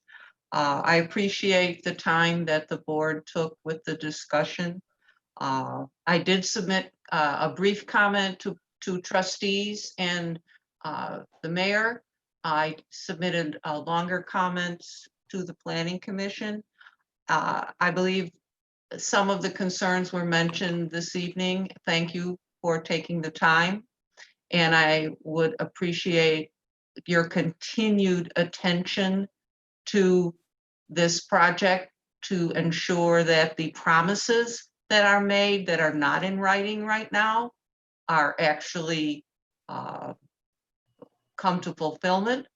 And that the one thing I do remember from the Planning Commission meeting is the fire chief had not given approval yet. He was on vacation. And at this meeting, it seemed to be taken for granted that the access and egress for fire safety and ambulance safety was approved. I didn't know that, and I didn't go through the entire packet. Thank you very much. Thank you, Victoria. We'll, Mark, anything on that, or do you need to check in on that? No, we did get comments from the fire district. I believe they're actually dated. My recollection here isn't perfect, but I believe they're dated the day of the planning and zoning meeting. So I may have gotten them. They certainly were not in the planning and zoning packet. I believe they came in that day or subsequently afterwards, and they just have that date on them. It is in your packet, though, that the fire comments are in the committee of the whole packet. Thank you. And I also see George Nakis. Yes, hi. George Nakis, Ashbury Woods as well. I echo a lot of Victoria's comments here, and I appreciate Phil's overview of the development there. So what are the next steps? I mean, so I can report back to our community. I'm on the board. Is there another meeting, another board meeting, or is it approved? I guess I'm not clear where the next steps are, where these metals. Yeah, if I can then. So the committee of the whole meeting is where the board discusses projects. Nothing was approved tonight. Okay. Formal ordinances for the annexation agreement, rezoning, and plan unit development. So there'd be 4 separate ordinances would need to be prepared and would go to a regular board meeting agenda for that vote. So that's the next step with the process is, as you may have picked up on, we do have a regular board meeting coming up this upcoming Monday, a week from today. This would not be an agenda. It's, we're not ready to get everything prepared at that time, but that's a subsequent meeting, whether, likely in September, assuming things go smoothly, it would be on the agenda then. Okay, thank you. I appreciate it. Keep up the good work, guys. Thank you. And ladies. All right, I think anybody else? All right, I think we're good, Mr. Mayor, if you had anything else for the group, but that's all we had. No, I think I want to thank all of our residents that were on that shared their thoughts and concerns. Much appreciated. As well as the developers and all of our participants as well as our board. So again, appreciate everyone hanging in there. I know it's been a long night. We're not going to keep you 1 second further. We don't have executive session. So I guess it'd be 9:34 officially. The committee, a whole meeting is officially adjourned. Thank you, everyone.